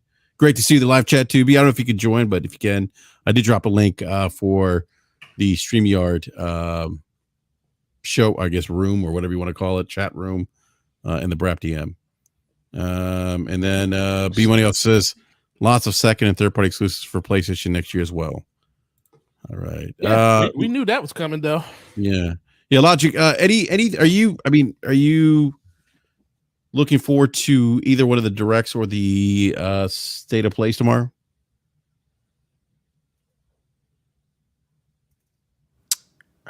Muddled feelings. The first thing that pops into my head is I'm not looking forward to the Twitter response. Oh, because I think it's going to be completely asinine and like way off base, from just like we talked about tonight, how Twitter Gamer always gets it wrong. And it's going to be kind of crazy. And look, I mean, PlayStation already said what's the content is going to be in the state of play. Mm-hmm. Nintendo is talking about games that are coming out this fall and this winter. Yep. So it's only that target line is only going to go so far. Yeah. And yet you're going to have people running around waving towels over their head that are set on fire about how these were bad showcases and a bad direct because they had some wild ass, unsubstantiated, irreasonable, irrational expectation of what was going to be. We're getting Wolverine tomorrow. Right. Oh, man. Right. And just like Forte is saying, he's got people walking into the store asking, "Oh, is Starfield really, exclusive to the Xbox?" Yes, mother effer. They've been saying it's exclusive to the Xbox for the last 2 years. Y'all just didn't believe them. Yeah. Right? So yeah, I'm not looking forward to the Twitter response to these things. They're going to be way overblown with expectations set way too high. I mean, I'm always excited to just see what they've got in the can. I am not for the directs. I'm not for these showcases, directs, whatever. I'm not obsessed about first party. I chalk first party up when we have to do scorecards for each of these three vendors on their performance, right? Because people care about that. As a consumer, I just care that there are games on the platform. I don't care that they're first party. Although I will say, my thing about Xbox is the whole reason I was on the Xbox platform was because of what they brought to the industry in terms of first party. And that's where I'm salty, right? Because I haven't gotten the titles that I want, that are the titles that I look for from them. Sony does a ton of first party titles, but those aren't necessarily the first party titles, right? That I want or that I like or I'm looking forward to. I'm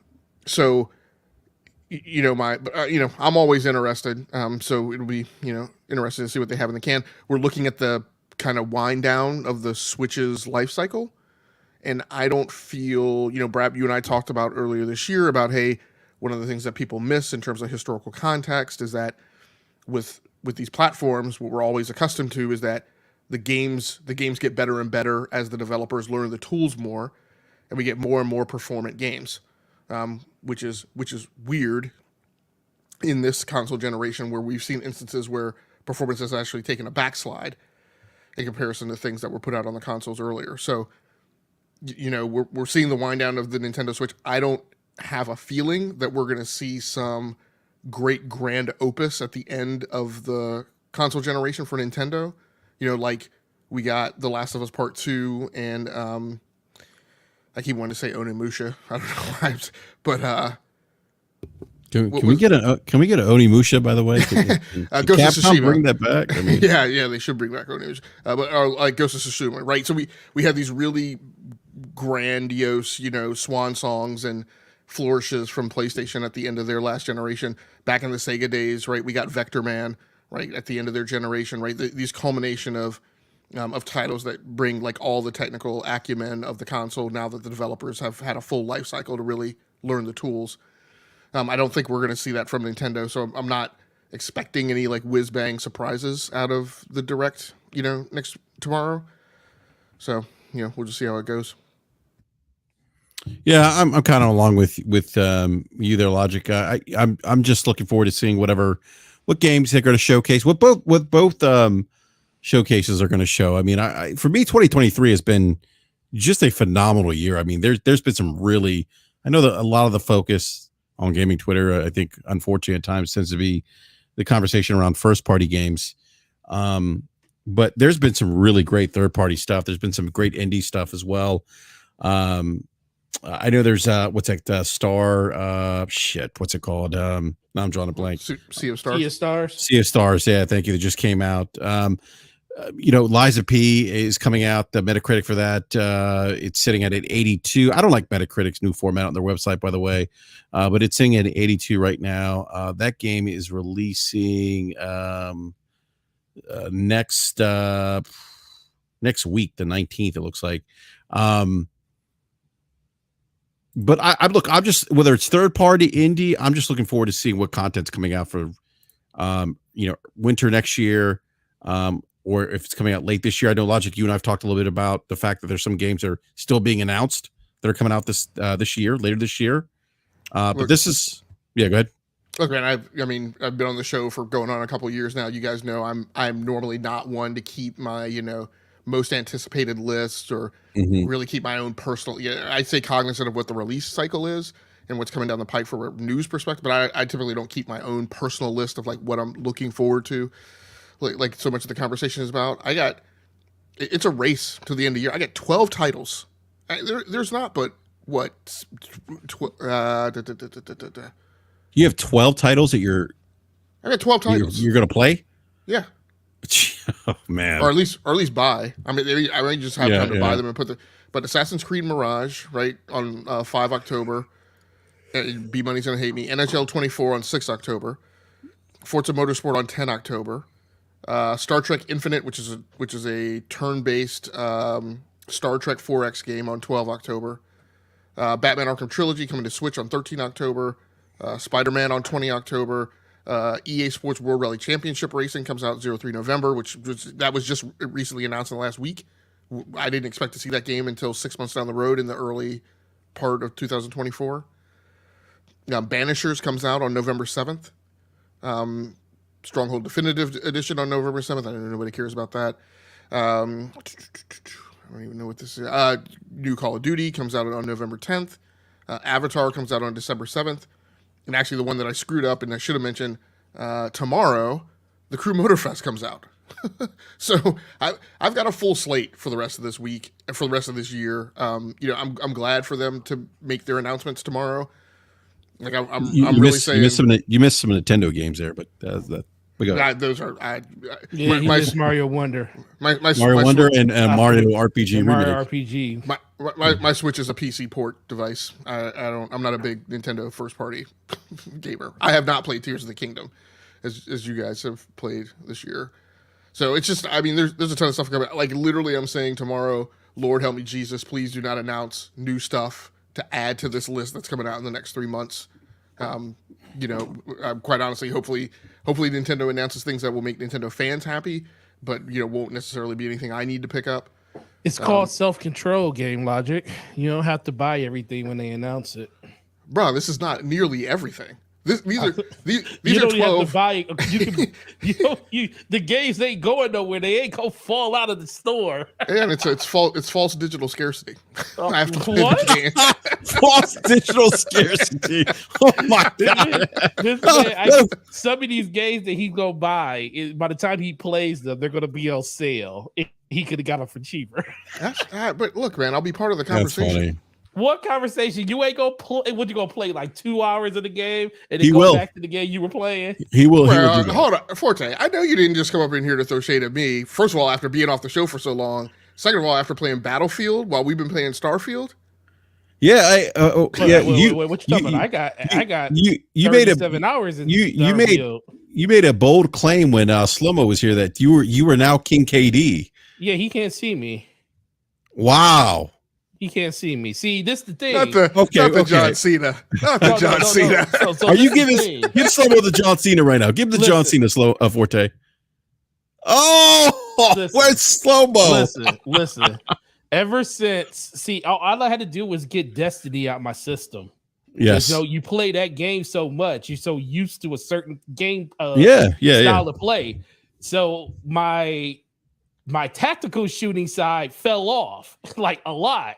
But then since I dropped that game like a bad habit, I've been playing nothing but Battlefield. And oh boy, once it clicked, and I was like, oh yeah, we back. And then every time I played with Slow-Mo was like, at the like in the middle of the leaderboard while I'm sitting at the top of it, and I'm like, Slow-mo, I need you to catch up, man. You know, those reps ain't gonna do themselves. Wow. So, wow. Okay. that's okay, but we can all jump in there one day and play. Yeah, I don't know if I have any interest in going back to It's good, Battlefield. man. It's so good. I know B's always like, oh, jump on, it's good. I don't know, Good. man. And what were you about to say about Starfield Logic? Because I actually do play Starfield too. Well, that's great, because I did want to ask you. Tell me what it is about Starfield that has you playing it with the same dedication, again, over this short period of time, that you had with Destiny 2. Oh, I won't say that I played with the same dedication as Destiny 2. Destiny 2, I couldn't get off that game. I stayed on that game every day, even when I was tired. I would come home, jump on that game at 2 o'clock in the morning and get off. This game, I dedicate at least, I do play it every day. I dedicate at least 1.5 hours to 2 hours to it every day. And it's more of the progression. Like I really like the Vanguard quest, the side quests.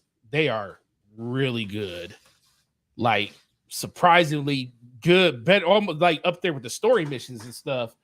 But I really like that. I really like the overall just walking around and just picking up quests. Like I'm at a point now where I can just walk around and I'll just turn a corner and I'll be like, oh, let me pick this up. Let me pick that up. And next thing you know, I did like 5 different side quests and haven't even progressed through the game. And I'm perfectly fine with that now. The only thing about that game that kills me is the loading and playing inside the menus. And I hate that part of it. But for the most part, it's just refreshing because I am a huge sci-fi person. I love Star Trek. I love Star Wars too. But this like adheres to my Star Trek side, like the whole diplomatic side of it and everything. And I really, really like that. Just the aspect of wanting to know every little thing. I'm going through every conversation tree option that they give you in the game just to see exactly where I can go with certain things. But it's not a game for everybody. I just happen, and I'm not even a Bethesda person. I really don't. I didn't like Skyrim like that. Fallout was okay, but the reason I really wanted to play this is because of the sci-fi aspect of it. So that's kind of what got me. So I'm kind of living there. It's kind of scratching the Mass Effect itch that I haven't had in a while, with just the vastness of just the conversations you could have and the story missions that you go on. That's really, really cool. But I won't say that I play it like I played Destiny, because I don't think I will ever play a game like I played that. And I kind of told myself I won't do that again because that was kind of unhealthy. And I passed over a lot of games doing that. And that's kind of why I won't do that anymore. Sounds good, man. Thanks. I've been wanting to. I was very interested to see if Starfield gained similar traction with you. Again, like if I just isolate to like the month right of time, yeah, if it gained similar traction. Oh, I have with you a as lot Destiny. of. Yeah. I mean, if you, like I said, if you just boiled it down to the amount of time I played, just in the 2 weeks that Starfield's been out, it's neck and neck with it is the most played game I have this month, like by a long shot. Like after that, it would have been Remnant 2, which was 36 hours, and but that was over the course of the beginning of August, and Battlefield, which I put like 15, 16 hours in over the course of the last month. So yeah, I mean, Starfield's taking up a lot of time and it's fun. And that's the thing that I try to tell people, just don't try to play the game any particular way. Just play the game and see where it takes you. And if you actually like it, you'll keep playing it. And that's kind of the thing that most people just need to do. If you don't like the progression and the story aspects of it, then you might fall off of it. But don't force yourself to do a certain thing. Just let the game take you where it wants to take you, and you either like it or you love it. And there's a lot of people that's like loving the game right now because of that. Yeah, I agree. I think the journalists have done, have done a disservice. They like did a disservice to themselves. telling people that, oh well, you should mainline the campaign, or the game opens up at this like magical 20-hour metric. I'm like, that's your experience, right? What you really need to be telling people is just like what you said, Forte, is take control of your gaming experience, make a decision, right? Yep. And seriously, there are some games, and again, they're not even things that are of the level of complexity of Starfield. There are lots of games that I go into. People always talk about, the Ubisoft games. They give you this big map and tons of stuff to do, and I can't figure it out, and blah blah blah. And I'm like, I'm sorry, I get that, and I understand it. I will say my personal approach to it is, a lot of times when I'm presented a game that has a lot of content, I actually either just stop playing for a few minutes, like in those opening few hours, or I actually just shut the game down and I sit down and I think, like, how do I want to approach this game? What is my strategy? Right? With Far Cry 5, am I going to go around kind of from a geographic orientation and decide, which of these 5 areas am I going to take down procedurally? Am I going to do certain chains and types of quests, right, to build up, right, in certain areas? How am I going to approach this game so that it's not a 400-pound elephant, and I just choke, right? I need to figure out how to choose out of this, how to take nibbles out of it, and how I'm going to approach the game so that it's satisfying for me, not allow myself to be overwhelmed. And that's what I feel is the way I think you need to approach Starfield, is you need to make that decision. I don't play any specific faction. Right. I'm glad to hear that maybe you're playing in that way, but like a lot of people will say, I'm going to do the UC Vanguard stuff, or I'm going to do the Free Space Ranger stuff. I'm like, I don't necessarily play that way. I choose a mission. Typically, I will stick with the chain of a mission, but I will allow interrupts. I ran into a roadblock with the with the First Contact mission, and I allowed myself to pivot out and go to the In Memoriam mission chain, because I knew that I could eventually pivot back to the First Contact mission chain. Like, you don't have to necessarily do those things in sequence, because the game allows you the ability to do that. So yeah, it's pretty neat. Yeah, and that's the thing, because even for just listening to a lot of people talk about the UC Vanguard missions and what made me kind of go start doing them. But I was like 17 hours in before I even attempted to even do that. And you're right, because the way I approach the game now, I go in with a thought on what I'm going to do, because I'm one of those people. I hate how Ubisoft would throw a bunch of exclamation points on the map and just barf them over the map. And I'm like, this is overwhelming, and I really don't want to do any of this.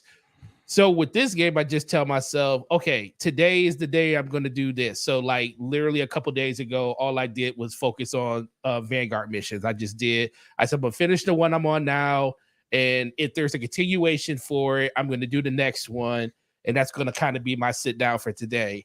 And then there was a mission where I forget what mission it was. I forget what solar system was I in.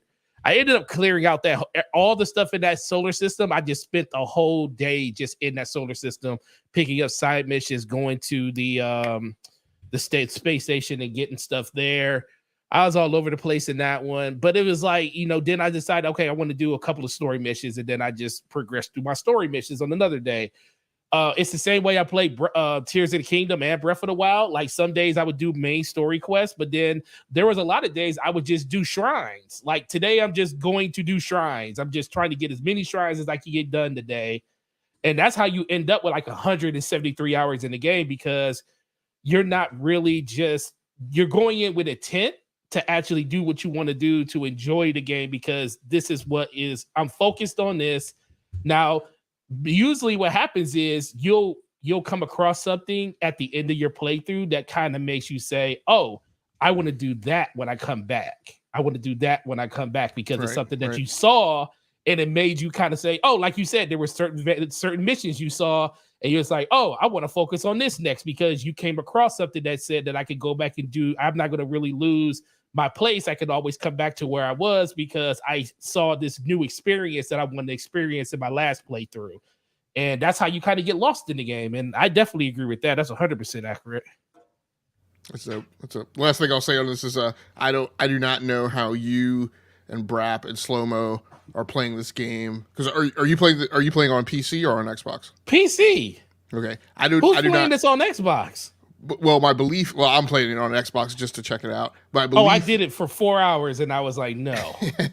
My belief is that you and Slow-Mo and BRAP are playing on controller, and I don't know how you do that. Oh, I am playing on controller. I'm not going to lie to you. Yeah, BRAP has gone on and on about how the inventory management system is getting to him, and I didn't realize until I played on Xbox. I was like, oh, I can see how it's such an encumbrance. I'm like, I can see how it's so much of a problem when the only thing you're using is a game controller. What is the keyboard shortcut for the menus and stuff on PC? It's just so much easier. It's just that I have 70 something keys that are dedicated to various functions. For switching, you can switch your stuff and have it hotkey to a key. And you're right. Yeah. That's the one thing about a PC control, a keyboard you can do. Well, just with inventory management, I get through that do loop a lot faster when I can mouse right over stuff in my inventory and quickly sell it off and quickly move it to cargo and all that kind of stuff. Like having to cycle through each of those things with the D-pad is just like, it's wow. Yeah. I mean, I don't have any issue with that. I'm used to it. So yeah, but we all had issues at first, and I think that's kind of what he's talking about. Like, you might be used to it now, but we were all complaining about it at first. It's egregious. It is egregious on controller. It's terrible. Game wasn't made for controller, though. Let's be for real. True. No, it definitely wasn't. Yeah, I'll even say Baldur's Gate 3 plays better with mouse and keyboard. Oh yeah, absolutely. The little I played that game, I did play with mouse and keyboard. Same thing as even knowing Game Logic was like getting on my case when I talked about Diablo was really good with a controller and it's probably the best way to play it. I still don't play it with a controller. I still play mouse and keyboard. It just plays really good with a controller. Yeah, that's true. I got that. But I would never play that game with a keyboard, with a controller, though. So wait, Forte, you're what, 30 hours into Starfield? Like 26. Oh, okay. Yeah, I'm at like 40 something hours right now. Like I said, Logic, I think Logic's enjoying the game more than I am. Like I feel like it's very disjointed at times. Like there's certain quests that I'll do that I really enjoy doing, and then there's other quests I'm like, oh, this is boring. Like I'm not enjoying this. Like I feel like it's a chore. I'm running around. The loading screens drive me bananas. Playing on PC, right? Yeah. Mm. Like the loading screens, I'm like, why do I have to walk through a door and have to load up to get to it? Well, yeah, I'm with you on that. Like I'm like, that's that old game design, man. You got to update those tools. Yeah, and I even said to Logic, like, I think one of the things that I've come to realize with this particular game, and I've played all the Bethesda games, that I'm starting to think that like the ability to pick up everything, I think that was a cool idea like 10, 20 years ago. But it's like I don't I just don't feel like it's in this game. It just doesn't add any value to me. I think it was cool back then because it had never been done before. But like the ability to pick up a plate, a fork, a spoon, a pair of socks, what purpose is that serving the game? I'm gonna tell you the first thing I thought, because I was that person that picked up everything when I first started playing the game. I had like they give you like 135 spots for inventory before you become encumbered. I was at 357 at like 5 hours into the game. And I couldn't even take a brisk walk before my vision got blurred. And I was like, I gotta do something about this. And I didn't even know I picked up that much stuff, because they'll let you pick up forever. It's like a limited inventory to pick up stuff. I saw a guy loaded down. I mean, I don't know how real this was or if he photoshopped something, but I saw a dude loaded down with 105,000 pounds today. God. And he was still able to play the game, that's just, again, I mean. You got to walk everywhere. Yeah.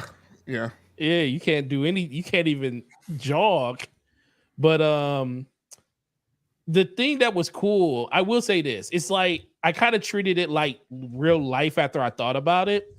Like, it's cool that they give you the option to pick it up, and I do understand what you're saying. Like, it's a video game, but I also think it's kind of like it's like this self-indulgence where it's like I have the option to pick this up, but I'm gonna say no. Like I was watching Slow-Mo play the other day, and he was going picking up bullets and stuff off bodies, and he would just leave stuff on the body. And I was like, back in 2007, that wasn't a thing. People just took everything off the body. Even when you play, like, think about it, most of the time when people play games like Call of Duty, Warzone, they'll pretty much take everything off a body, and then they'll organize their equipment and stuff after the fact when they get a chance to like kind of settle down and bucker in. But on this game, I watch people now. It's like, yeah, I'll take this. I'm not taking anything else. So they'll just look at stuff in the environment like, yeah, I can pick up that spoon, but do I really need it? It's just the fact that you can pick it up. And I think it goes down to the overall like enrichment of the world and stuff. So I think it's cool that it's there. I just think people just got to have self-control and be like, I'm not picking all that crap up, man. If it ain't got something to benefit what's on my character right now, I'm not picking it up.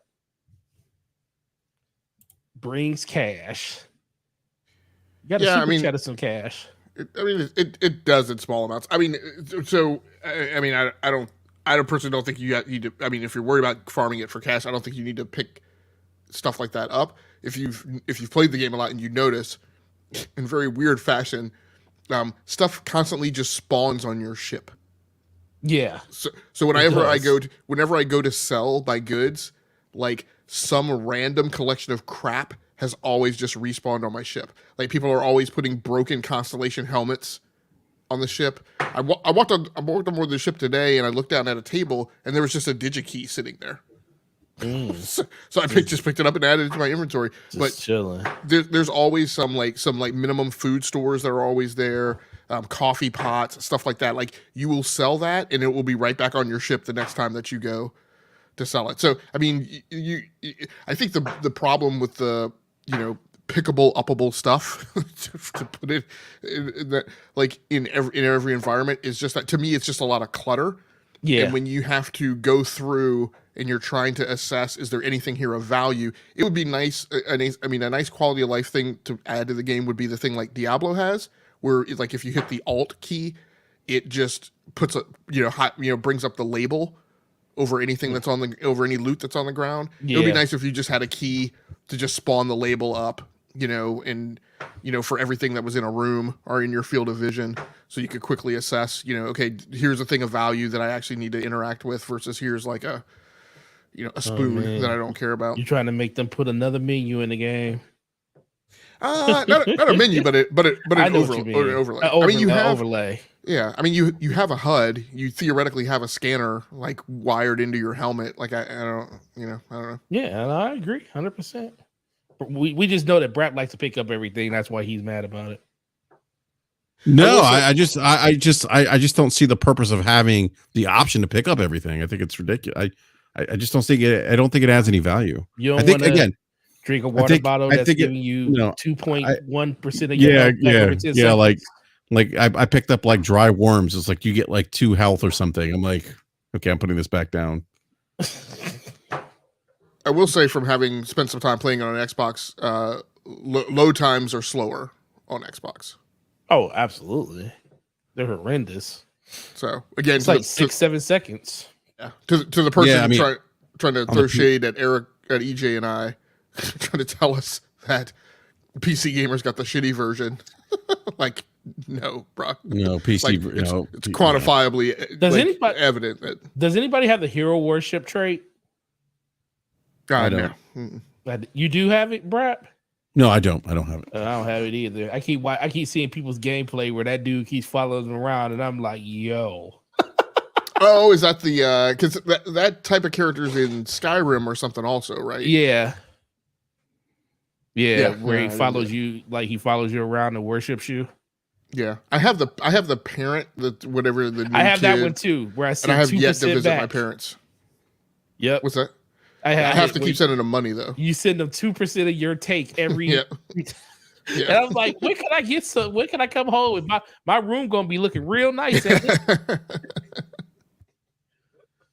Oh man, it's a fun game. Yeah, like I got a house. I got to figure out how to get the house that I got in the beginning. Like you can think like when you're building your paying like weekly. Yeah. You know how much that is? I don't remember, but I haven't paid anything though. You sure you ain't paid nothing? Have you done the quest line that gets associated with that? I don't think so. What's the quest line for that? So there is so if you're talking about the same trait, so you have a dream house, your dream house has a mortgage, you have a mortgage rep, and so if you go see that mortgage rep, it's a guy at the bank. Yeah, he will open up additional. Yeah. You got to go I just did the first mission with him. I had to go collect some money for the bank. Yeah. Okay. So I got to do all that first before. Yep. Yeah. Okay. We rich. All right. That makes sense. Yeah. I'm still, I don't know. I'm just, like I said, I'm back and forth with this game. There's times where I really like it. There's other times I'm like, oh, this is bad.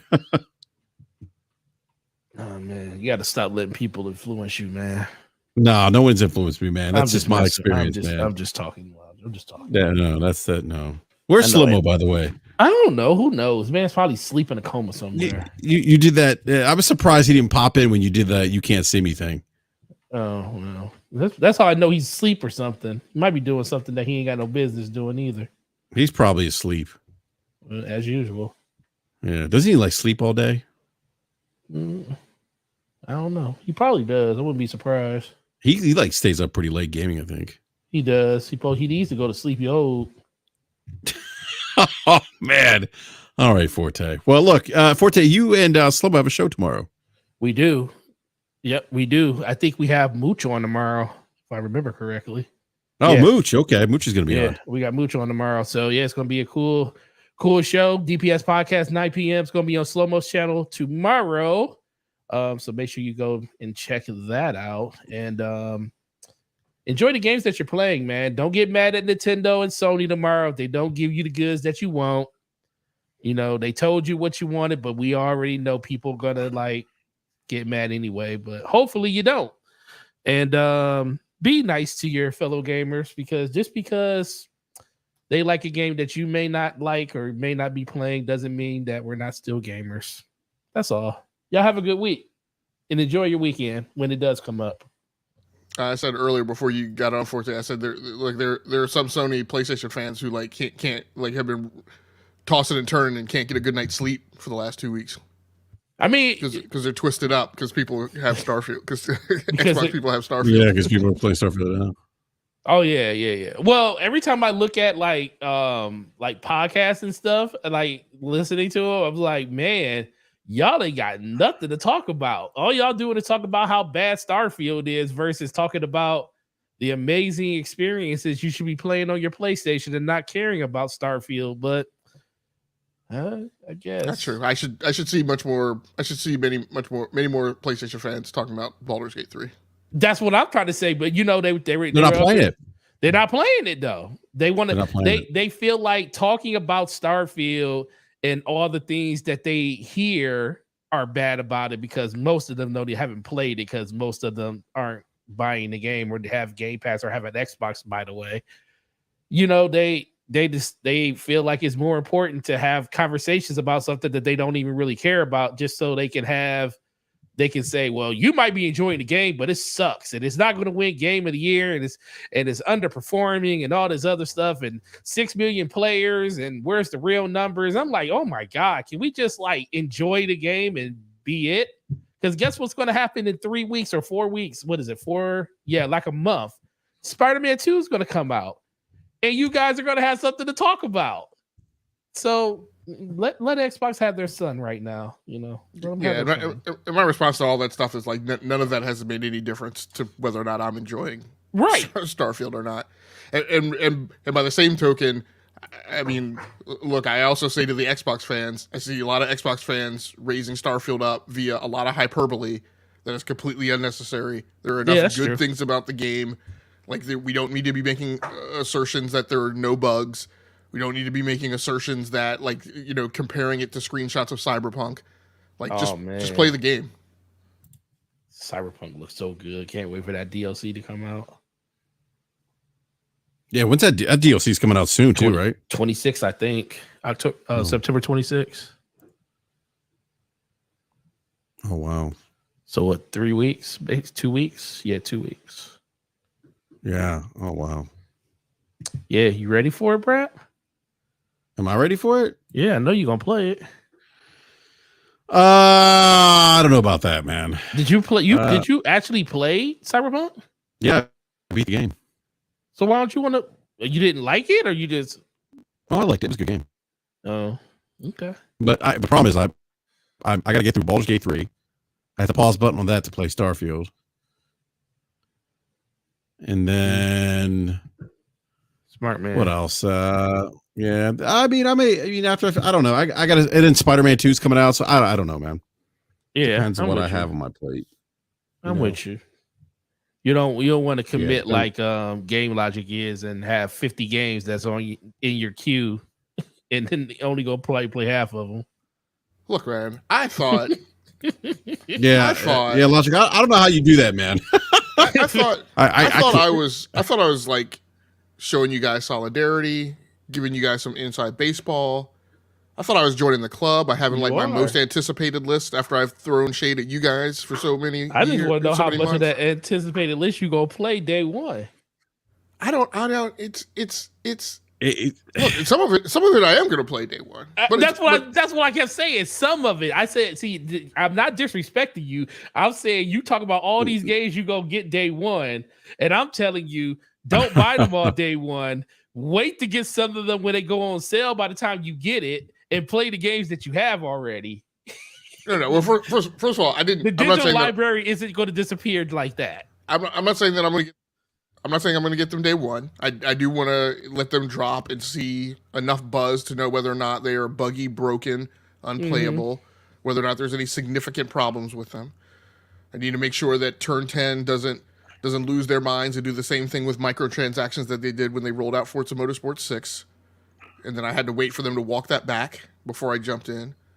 So I'm still gonna hit the pause button. I'm just saying there are 12 games slated to come out this year that I have strong interest in, and if they're not broken, I'm likely to play. Which Did you already purchased the Crew?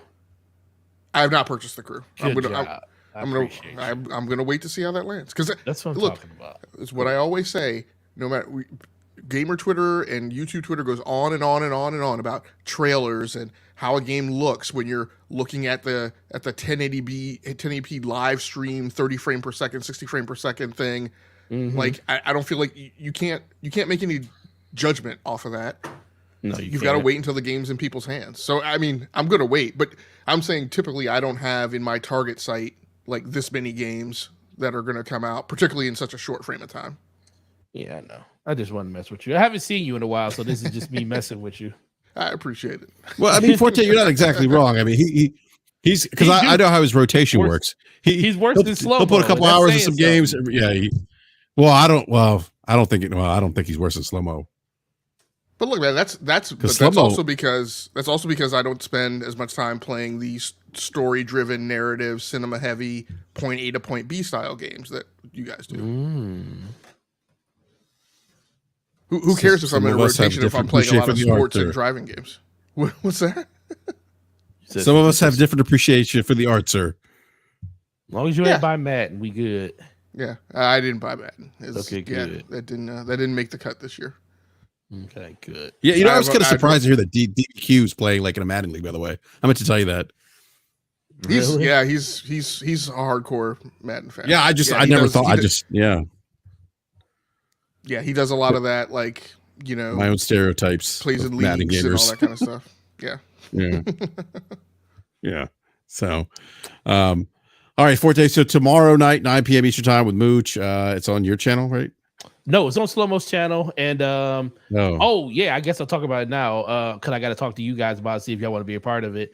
NFL football season's here, and I want to do a show on Mondays talking about football. I don't know who's in for it. I might be down for it. Just depends on my schedule. The day after Sunday podcast.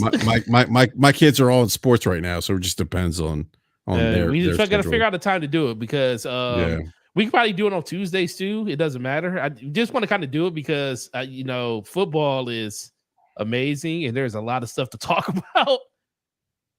Rest in peace, Aaron Rodgers' Achilles. Oh man, he I think his career's done. Oh yeah, it's a wrap, bro. 4 plays in. 4 plays in. Sucks. He's done. Yeah, and they still won the game. Can't believe it. Yep. Yeah. Did you see about all the people who got ganked in the bar? Really? Yeah. Yeah. So there was a bar that said if the Jets lose the game, that they'll buy everyone's drinks. So when Aaron Rodgers got injured, and remember he got injured very early in the game. Yeah, 4th play of the game. They all started drinking like crazy, thinking that the Jets were going to lose. So that and some of them didn't even catch and understand that the Jets were headed towards winning near the end.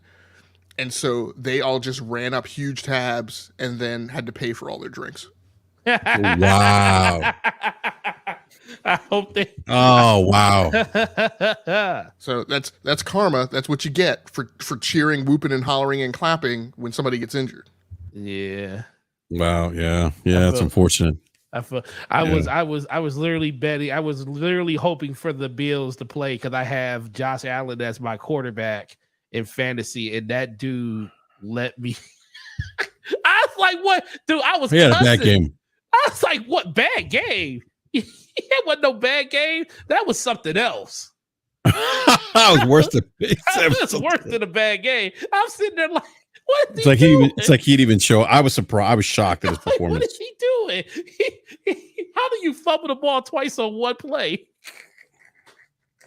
That's funny, man. Oh man, we gotta talk. DBS tomorrow night. Definitely want to get a show talking about some football. It's always great to talk sports with the homies and Game Logic. Super happy to be here. Hang out with my homie too, and we see you guys next week. Yeah, no doubt. Forte, great seeing you. Love the background. Looks great. Yeah, I have another one next week. Yeah, and definitely check out DPS tomorrow night on Slow-Mo's channel. You have Mooch on. And Logic, I don't know if you want to be found, but if you do, let everyone know they can find you. Yeah, you can catch game clips, highlights, let's plays, and live streams over on my YouTube channel, the Rounding Off Infinity gaming channel on YouTube. You can also catch me Sunday nights at 8:45 p.m.-ish Eastern time over on the E2KG Network podcasting channel for the Enough to Keep Going weekly games podcast. All right, sounds good. And you can find me here every Wednesday night. I'm on BRAP at 9 p.m. Eastern time. And occasionally rants. And if you want to give me a follow on X, Twitter, BRAP_podcast. So thank you everyone for watching the show. Hit that like button. Like Forte said, just have fun playing video games because that's ultimately what it's all about. Having fun. And that's it. Having fun. Yeah. We'll catch you next time. Thank you, everyone. Good night.